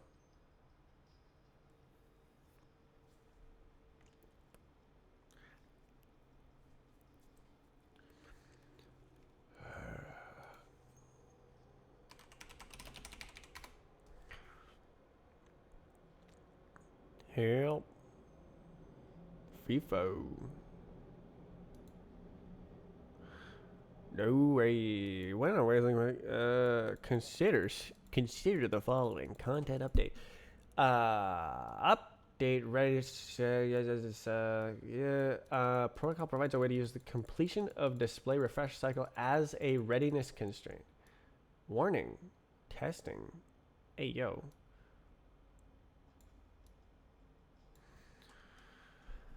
So like I want to base my stuff on this, and then if it works on Windows, like, great. And if it doesn't work, then too bad. They can just deal with another frame of latency or something. Those Windows users. Not really. I probably should make it work on Windows as well.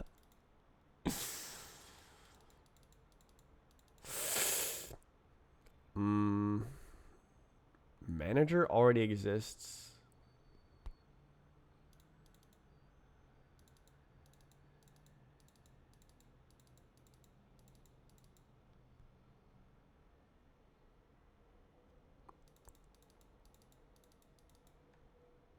Huh. No way.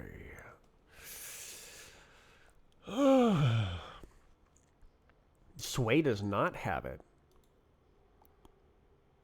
Neri does not have it. Damn, son. Cosmic valve. Buh. Buh. Buh. Okay, make it. The pipeline is a baton pass. Each stage has to wait for the next to finish to give its output to the next stage, pass the baton.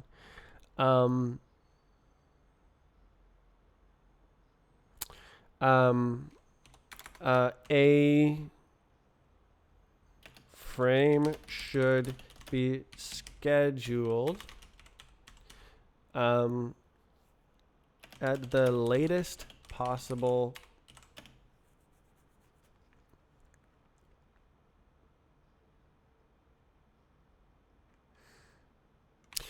when the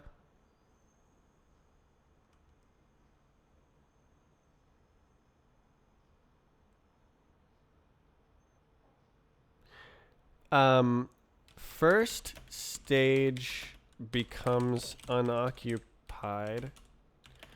If the first stage is unoccupied, a frame should be scheduled at the latest possible moment that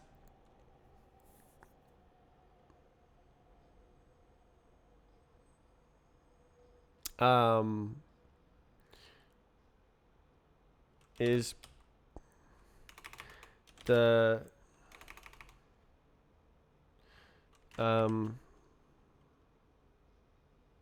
which is predicted to complete possible kickoff just before a frame is displayed. That's a little bit murky. If the first stage is unoccupied, is ready to receive new input, I before E, except after C. Frame should be scheduled at the latest possible moment, which is predicted to come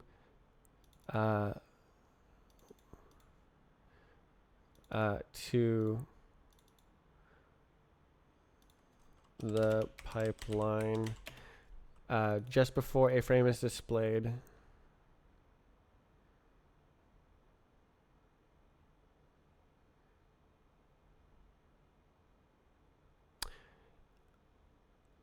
With no other qualifiers. That's interesting. So if it chooses the latest possible moment and it draws so fast that it thinks it can draw again, it'll draw again. But that just means the prediction is bad. Interesting. Latest possible kickoff moment is just before a frame is displayed. A frame is displayed. So it's throttled by the first stage in the pipeline, which is throttled by all stages in the pipeline, which bottlenecks the pipeline with zero buffering.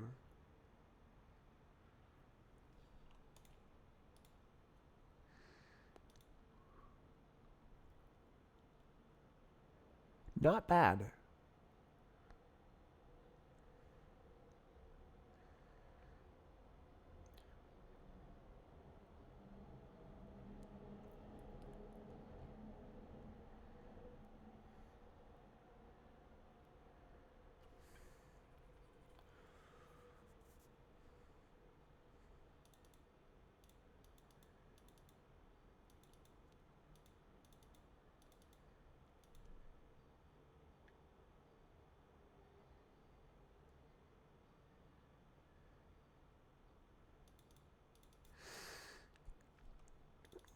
So yeah, it has to predict.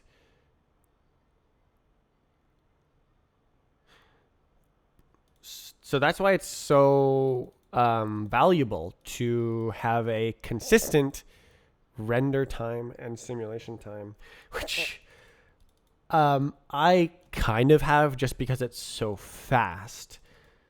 So if it takes 0.5 milliseconds to render and zero point 0.1 milliseconds to simulate, even if it's the variance is between 10 microseconds and 0.3 milliseconds, the frame times are what, like 4 milliseconds? So like that's tiny versus the frame times. So like it can just schedule it a little bit earlier to fit the full range. And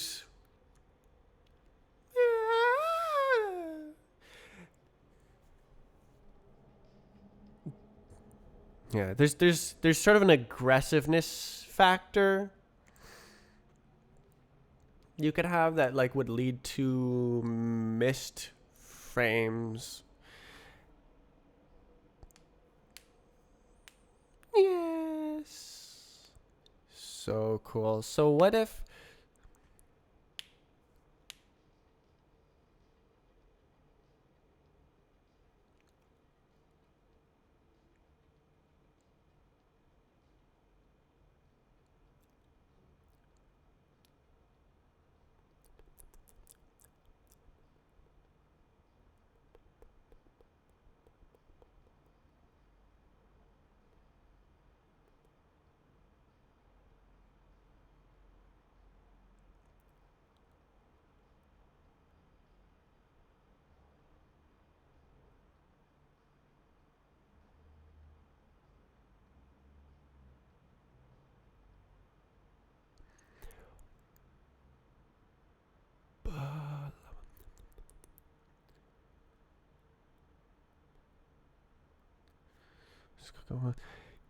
can it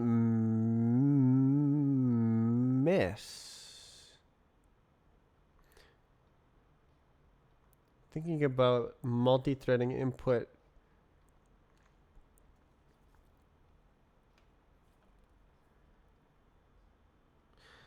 If it waits,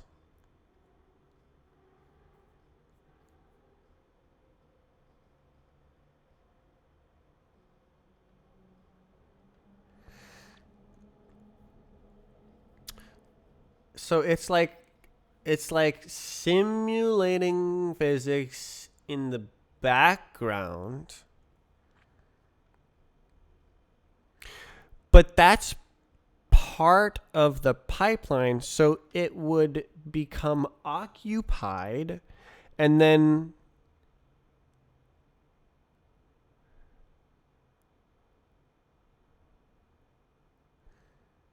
dude, it's so fast.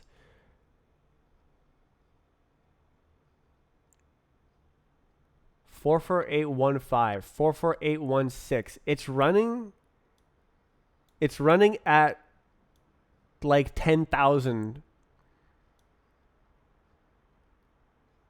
Sorry.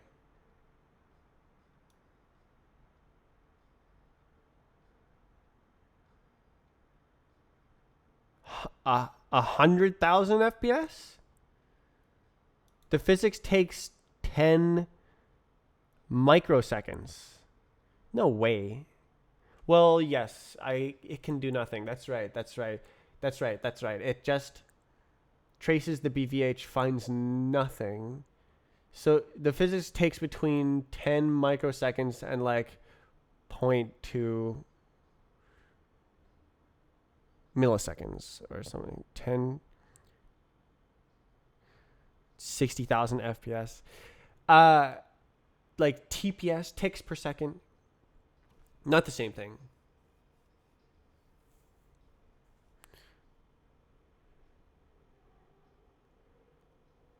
And it only runs a tick when it needs to. It doesn't do anything unless anything is happening.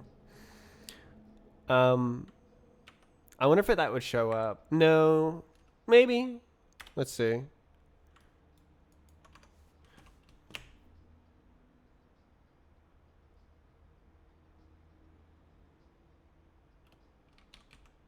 It's kind of, yeah, it's doing stuff.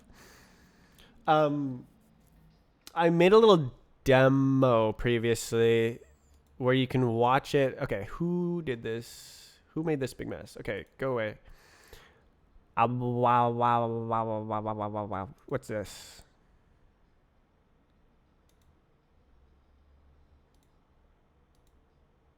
DD. DN.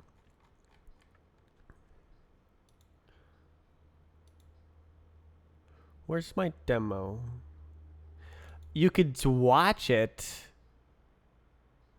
run very few ticks. Did I delete the code? Oh, there it is. Yeah, tick counter. Yes, sir. Grab it and dab it. Rebase. Tick counter. Make it. All right, so this prints to the console when there is a tick. And the tick number. It prints the tick number when it increments.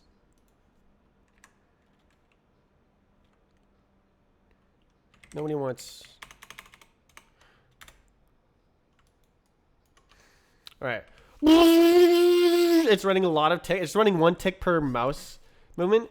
But then you stop moving the mouse. It runs one tick per in-game event that happens.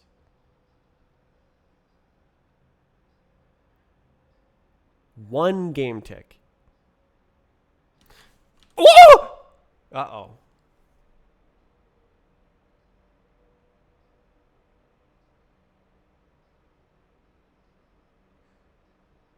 That wasn't supposed to happen. Let's try that one again. Oh.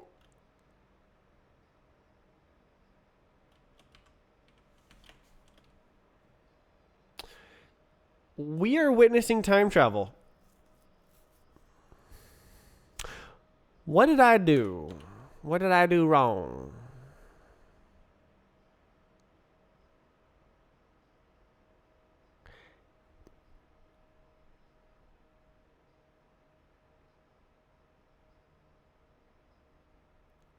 That is not ideal.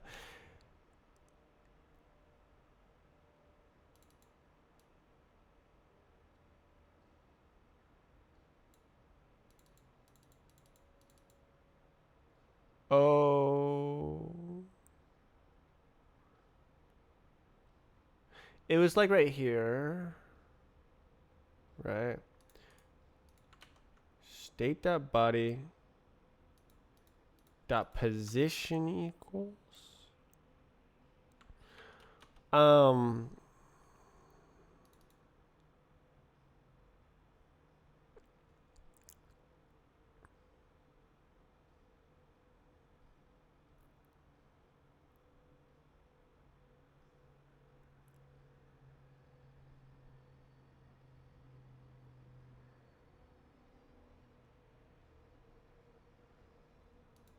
Not sure why I'm doing that.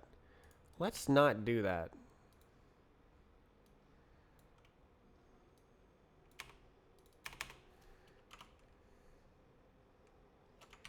Do, do, do, do, do, do, do, do.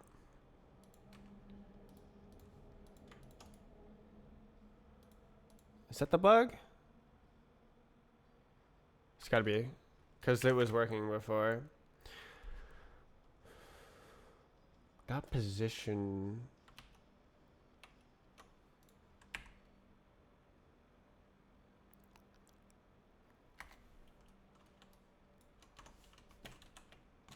Yeah, that's the bug. Whoops. I don't know why that was on that branch. That was goofy. So yeah, what was happening was it was updating the position of the body, but not the time of the body.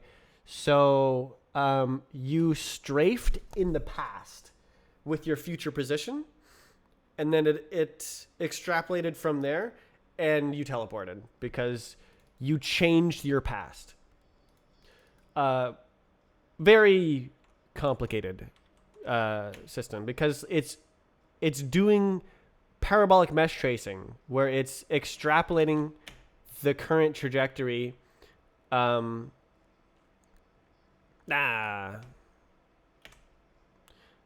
without changing the game state.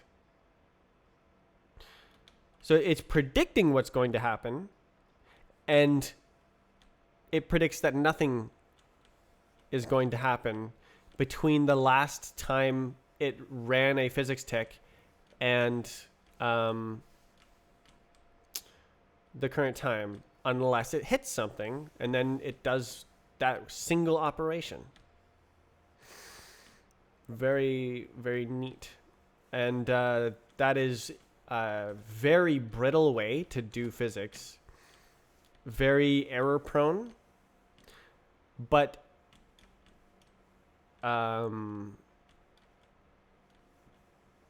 like technically less work, kind of. Notably, it means fewer serialized like updates, where like if you're writing down what happened in the simulation, if the user didn't give any input, then you don't need to write anything down. At least for replays, for like bots, like this is a replay of all my inputs, and it's rerunning the physics simulation, tick by tick.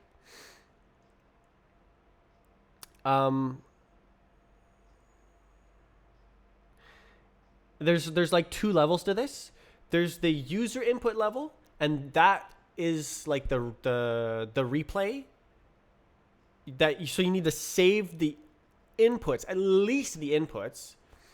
But then there's also the like physics events, like you hit the ground, you hit the wall, and that's, you could also write those down, and then you wouldn't have to rerun the physics. You could just like show the results of running the physics last time. And that's what the Roblox game does, is it's like showing the results of what happened last time when you ran the physics.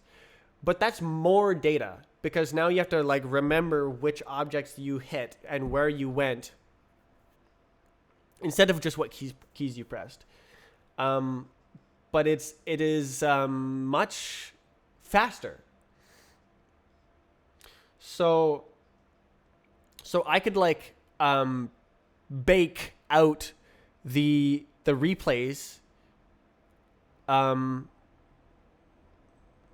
like run them once to completion, and then have the entire output saved to memory, and then it doesn't like use more CPU or something like that.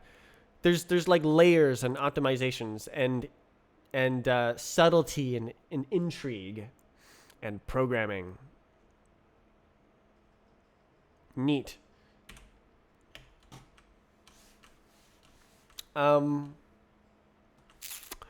Yeah. So okay, I got mega distracted by thinking about latency pipelining, but that's something I hadn't really put together to that extent. So it was a good distraction. Back to the bug. So there is currently no latency pipelining. So what's happening is it's just kind of timestamping mouse events wrongly.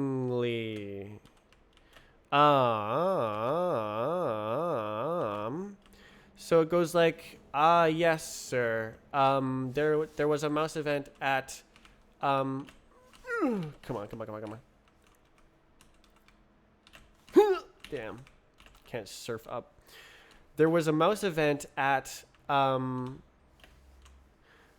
microseconds later. Yeah, they were all the mouse events just kind of came in right now. That's weird. But what happened was they were buffered because the window thread was busy. The Windows thread, the window thread, not Windows, Microsoft. The window thread is supposed to receive window events from the operating system, like a key was pressed, the mouse was moved. But if the window thread is busy doing something dumb like rendering graphics because you don't have a graphics thread, then the window events start piling up in its inbox, which has infinite room, or unbounded. So the window thread won't know what time the mouse events rolled in, and that's bad, but it still doesn't explain why. Am I going backwards? I am. That still doesn't explain why it's timing out after 5 milliseconds instead of after 10 milliseconds. Like, clearly the interpolator logic sees 10 milliseconds. I think there's some sort of like systematic failure where the system is sabotaging itself, and like it like loads up with mouse events and hides the mouse events from itself somehow for some reason, to cause this bug to happen where it appears that there's a 10 millisecond delay when there's actually only a 5 millisecond delay, and I'm not sure. I'm not sure why it's doing that, or if it even is doing that. That's my guess right now. Yo! I gotta make an issue. Yeah. New issue.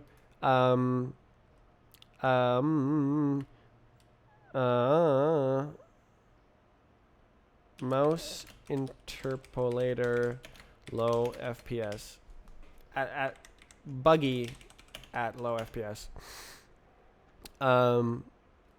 Setting throttling the frame rate to less than 200. 5 milliseconds.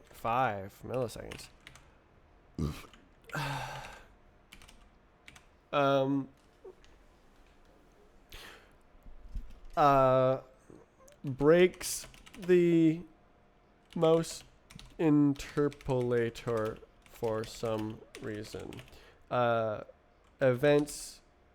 The mouse interpolation keeps timing out, even though the timeout is 10 milliseconds.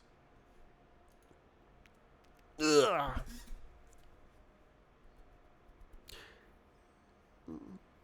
It doesn't make sense. Interpolator. Interrogator. Incorporator. The mouse incorporator. The time is 9:30.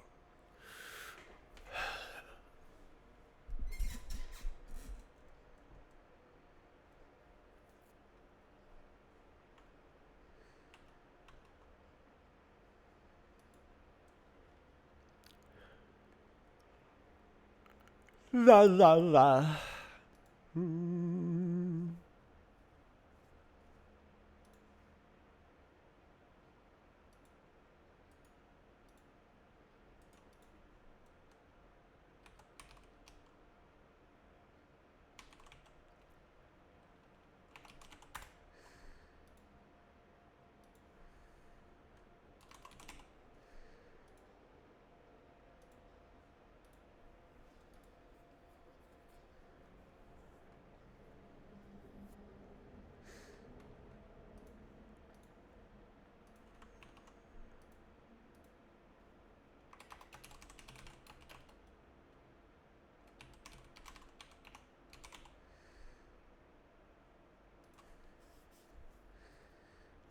What is that?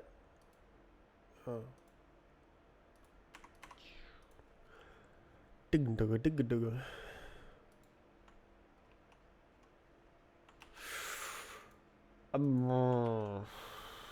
Oi!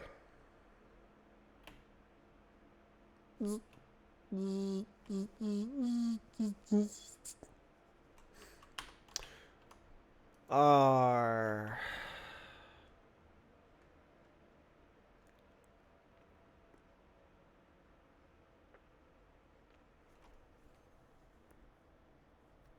I don't understand how it's coming to this.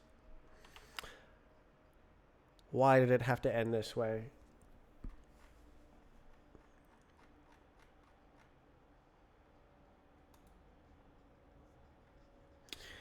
Is there nah loop anymore and it's just like run app?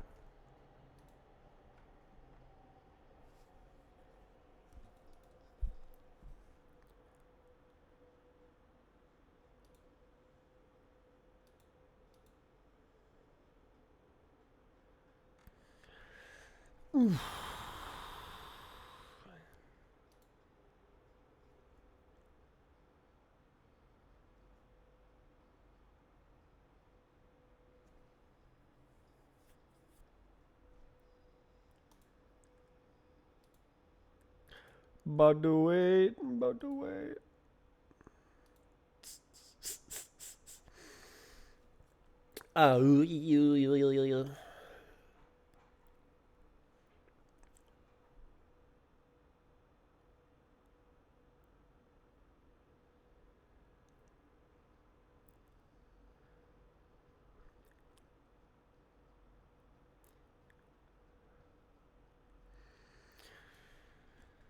Oh, oh.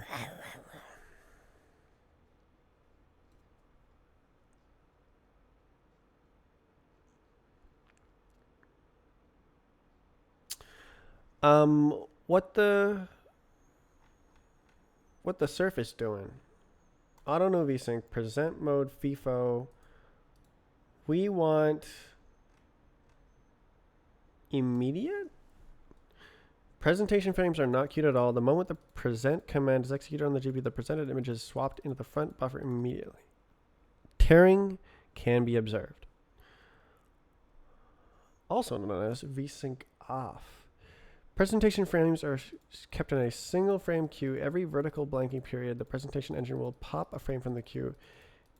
If there is no frame to display, it will present the same frame again until the next v blank.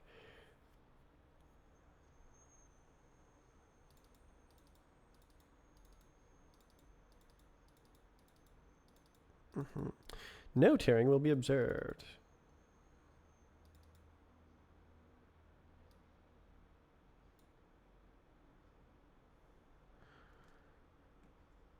Fast vsync. Away.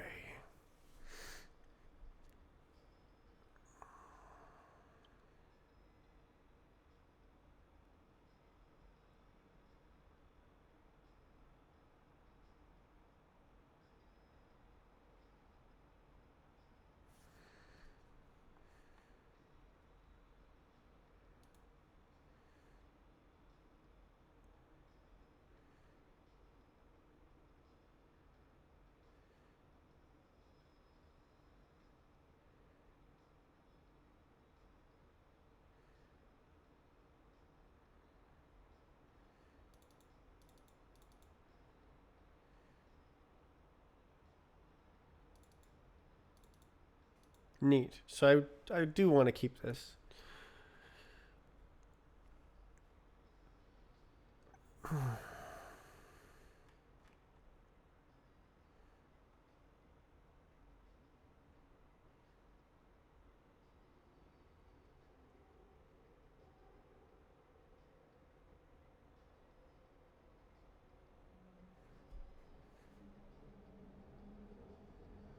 Okay, pop a frame.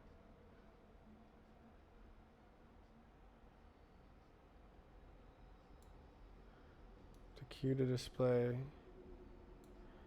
Next frame. until there is a frame in the cube.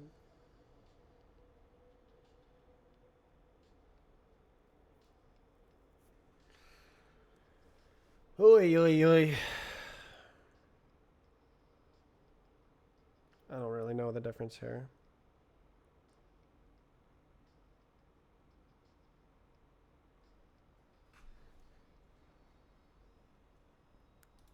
Probably I just keep this.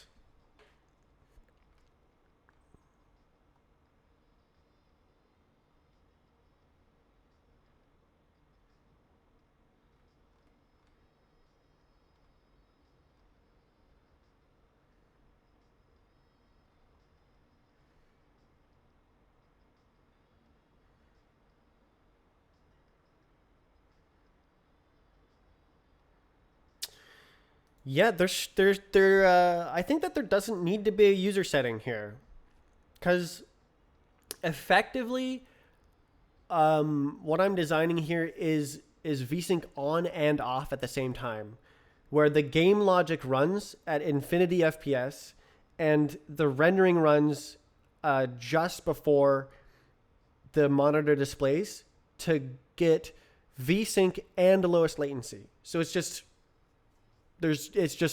the optimal configuration by default. You can't do it any better. You don't have to choose because changing it makes it worse. Chasing that high.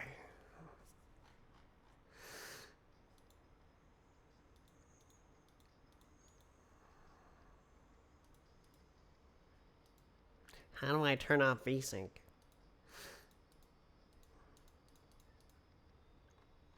It is off, but it's also on.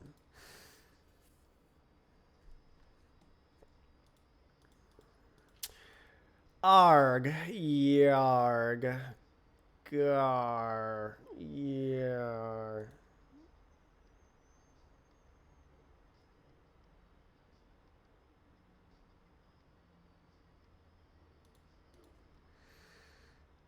What you?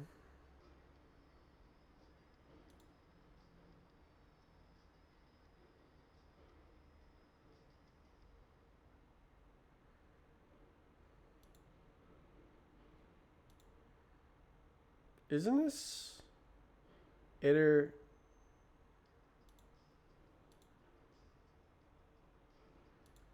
Why don't I rewrite this? XD. Is there async in here? No. So this is vec adapters, enumerate adapters, impl future output vec. Unlucky.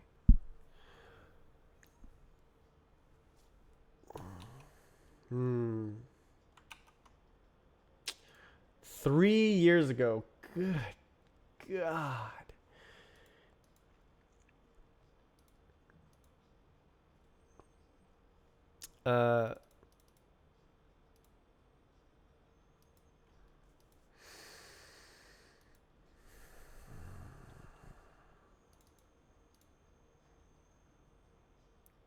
So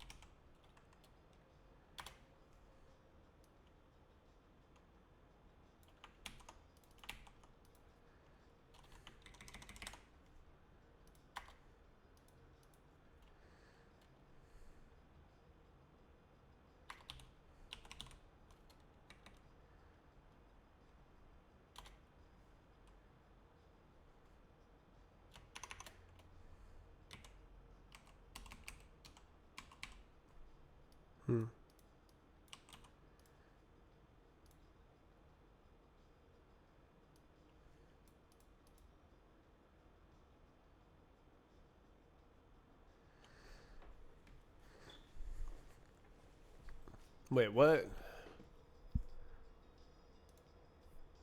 Why don't I just do that here as well?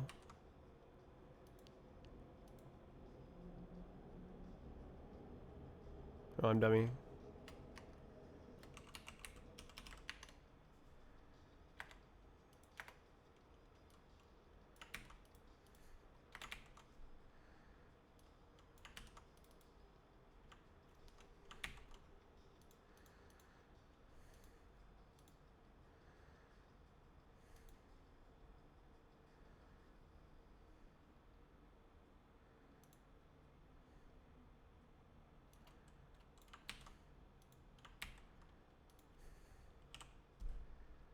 I'm gonna have to turn up for a second. This is a nice part of the song.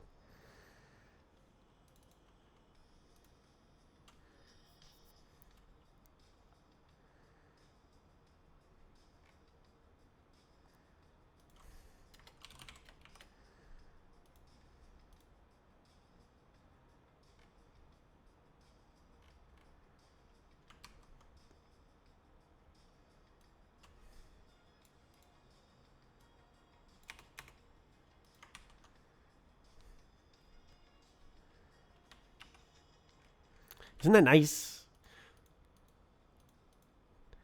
It's like cowbell sounding.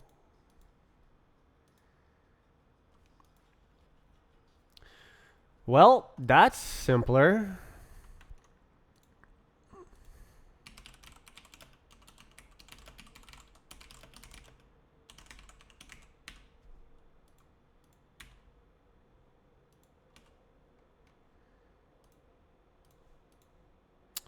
Minus 16.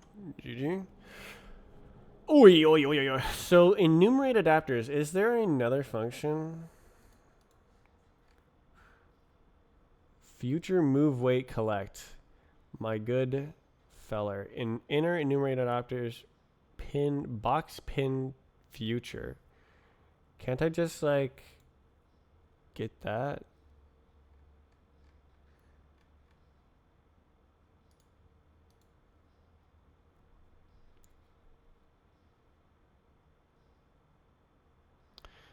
Like my guy, this is a future. Like give to me whatever.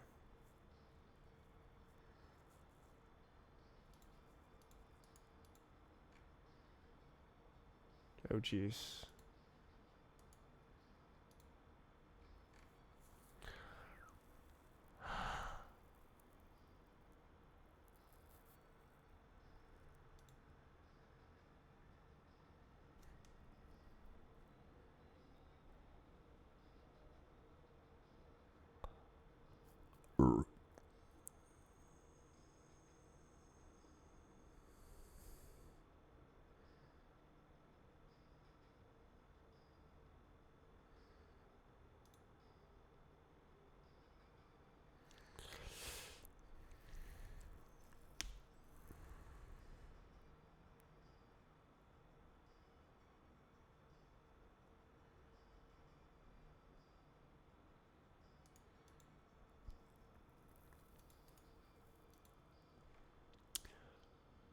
DX12. Yeah, jeez.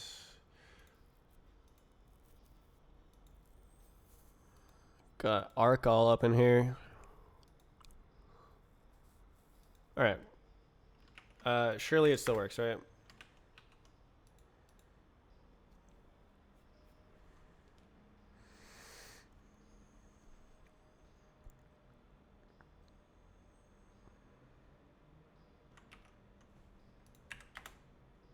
Neat. You love to see it. Wait. What happened to the FPS?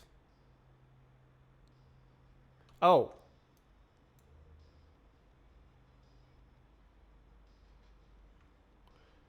It.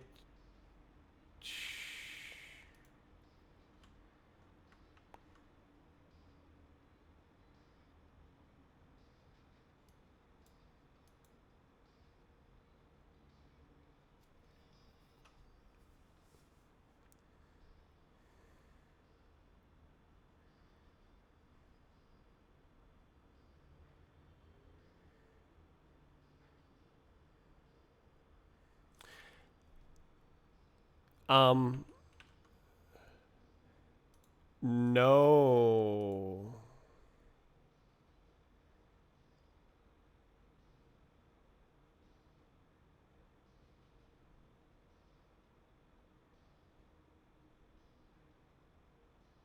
The last is returned.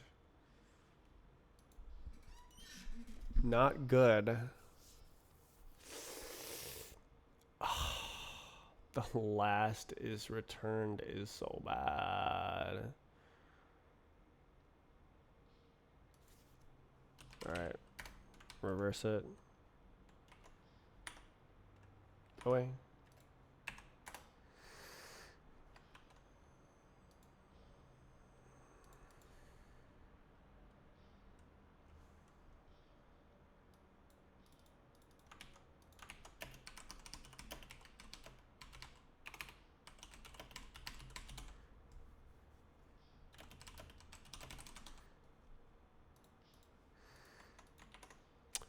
Well, good thing I tested it. What the hell is that? Okay, we're back to 2000 FPS. We're not running on the wrong GPU anymore. That's kind of absurd that it got 400 FPS going back and forth to the wrong GPU. What kind of crazy pipelining is it doing? It felt bad. Shouldn't it not feel bad?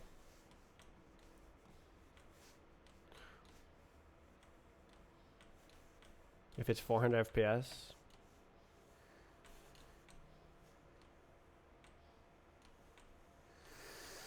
Nah. I still haven't figured out why the bug is happening. At least I know where it's happening, or a single code path that is affected by it. That is the mouse interpolator state is what's flickering back and forth, but I don't know why it's flickering back and forth. The timestamps to be correct, and yet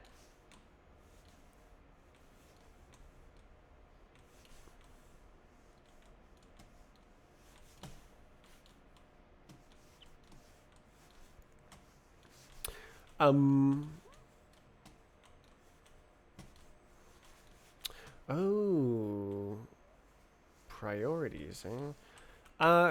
We surface, is surface supported? May present to the surface. Is there, can we do better? Can we do like, is this surface real?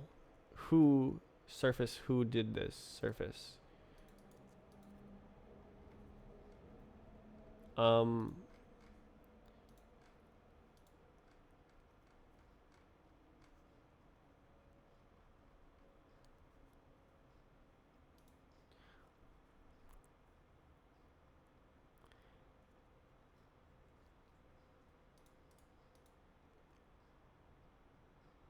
Whoa.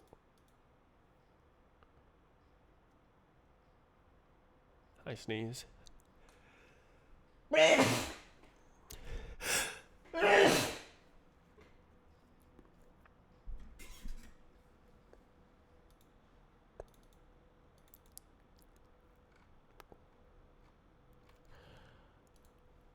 Ah.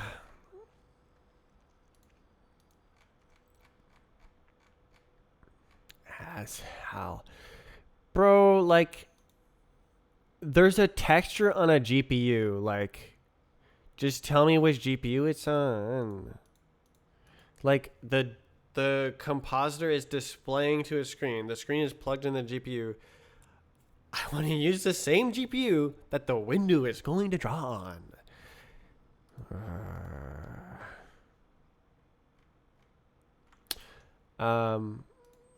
WGPU, use same GPU as display.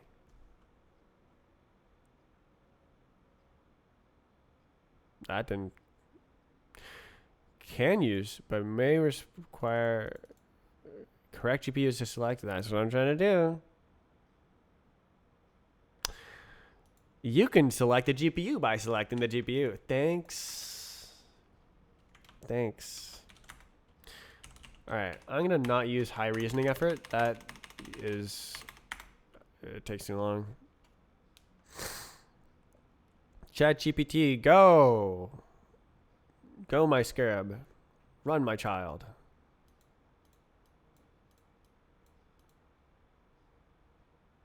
Faster.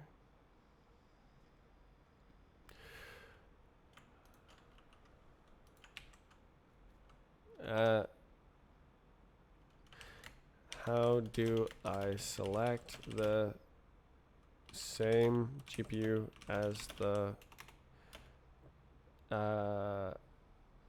application window is displayed on in WGPU? Here's my code. Go. Pick adapter. Go. Sure, I'll include the goober. Boom.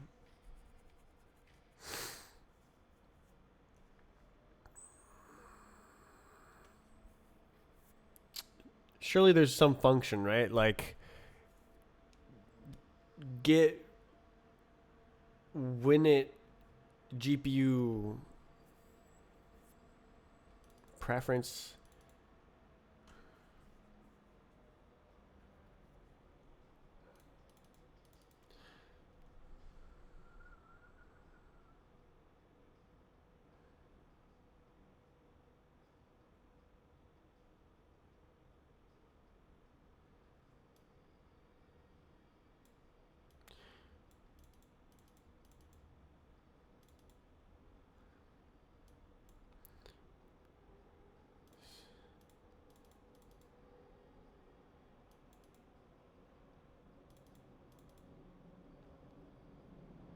Adapter can present at the surface. I mean, okay, supported. Oh, that's kind of 2%. Hello. You know that I'm already checking that. It shows the wrong one.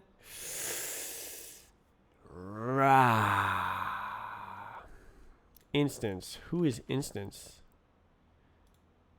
Who did this? Instance. Is that real? No. Oh, self-did instance.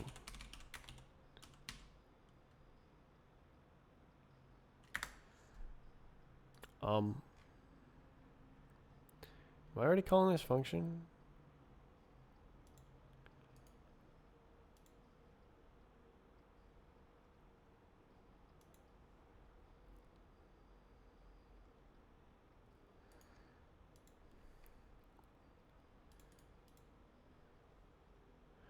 Why is it a trait?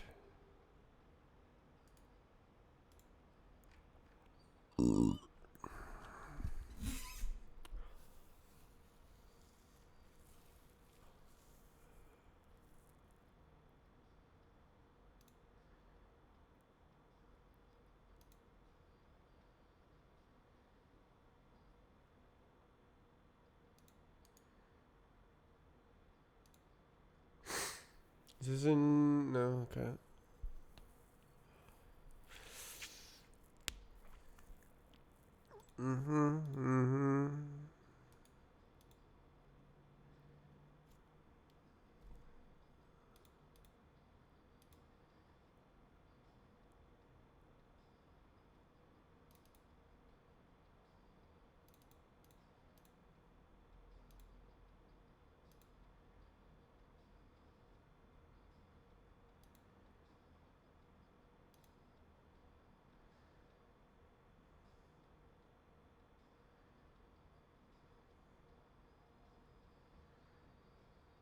U8.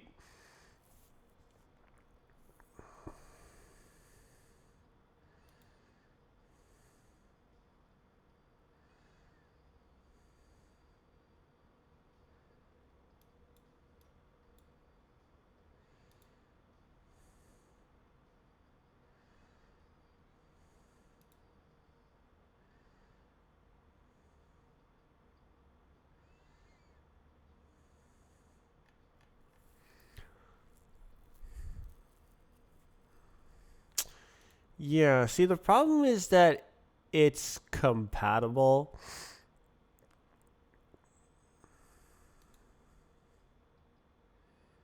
It's not an incompatible surface to render on the other GPU.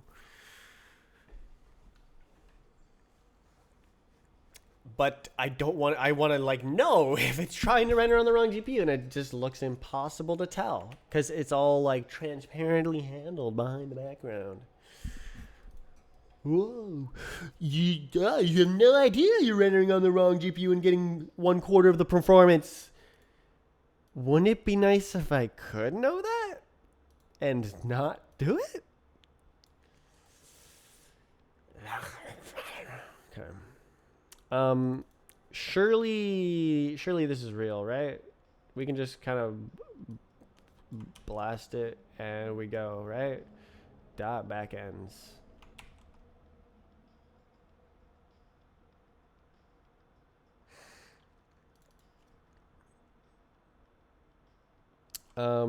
WGPU request adapter options base. What do you mean base?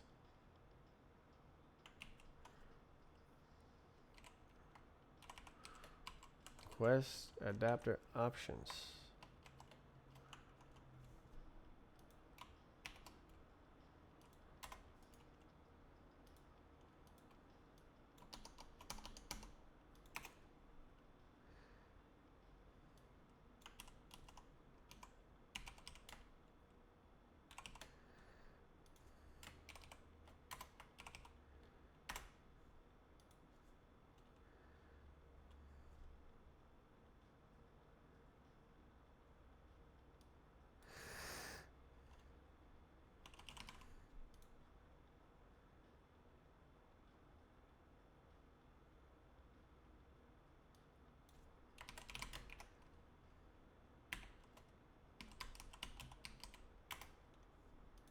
Is that real?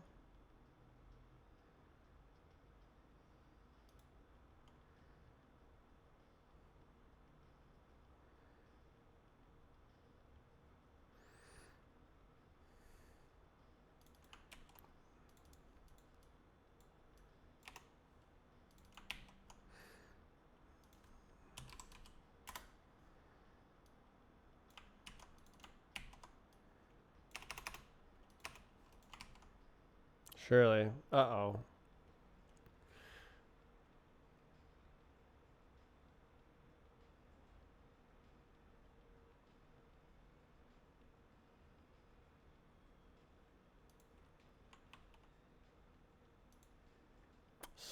Ah. So that's why.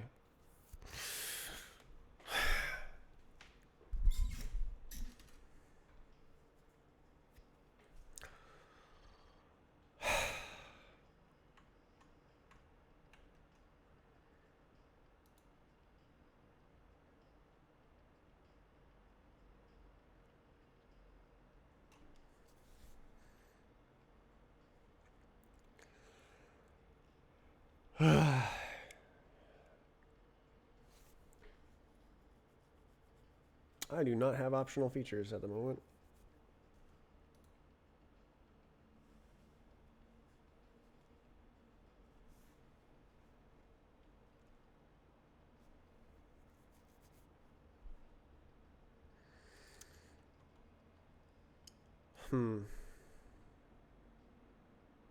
Okay.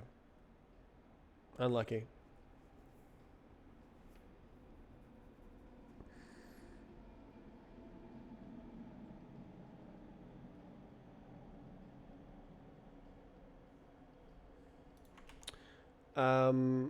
The code is dumb. I'll make it less dumb.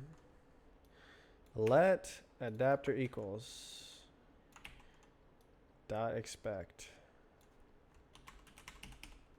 Done. One liner. No cringe needed. Cool.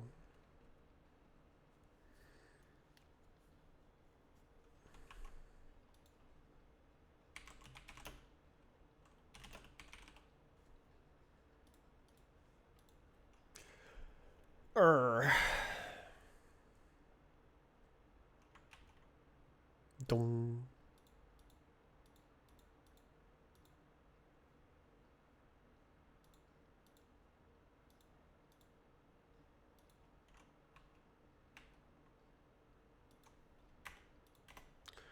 Uh,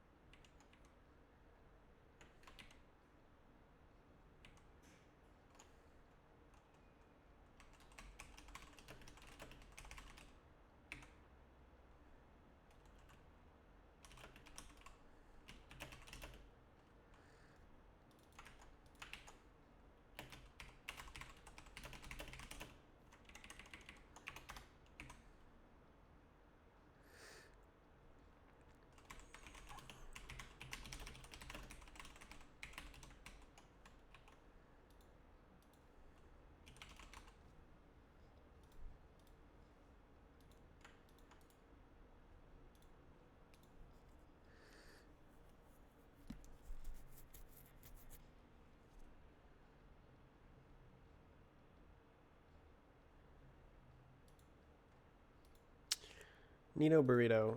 Good job. And it works for sure.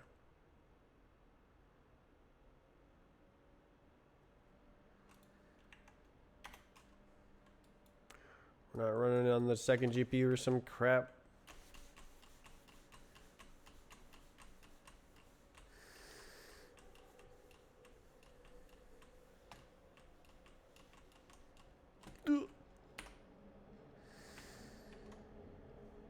Nice.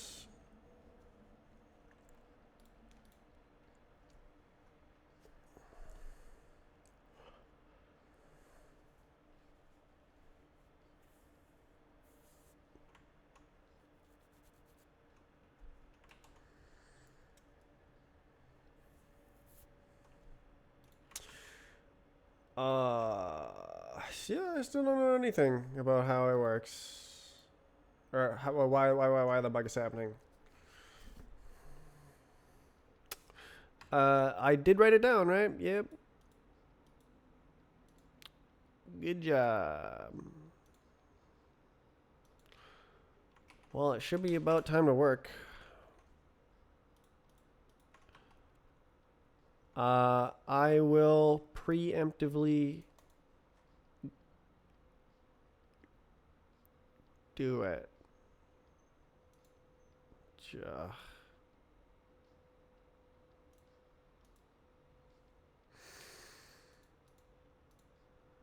Okay. I actually got very little done today. Well, I did think about the graphics pipeline. I think that's pretty nice, actually. Be fun to work on graphics for a change instead of physics. Damn, that's blown out.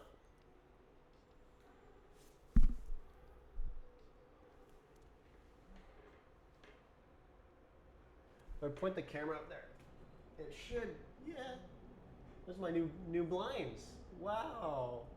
Crazy.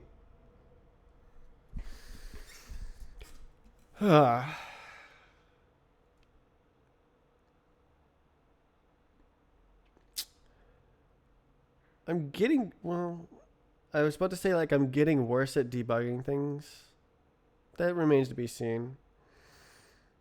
I just don't have a clear picture of any of the crazy active bugs. This song is so good.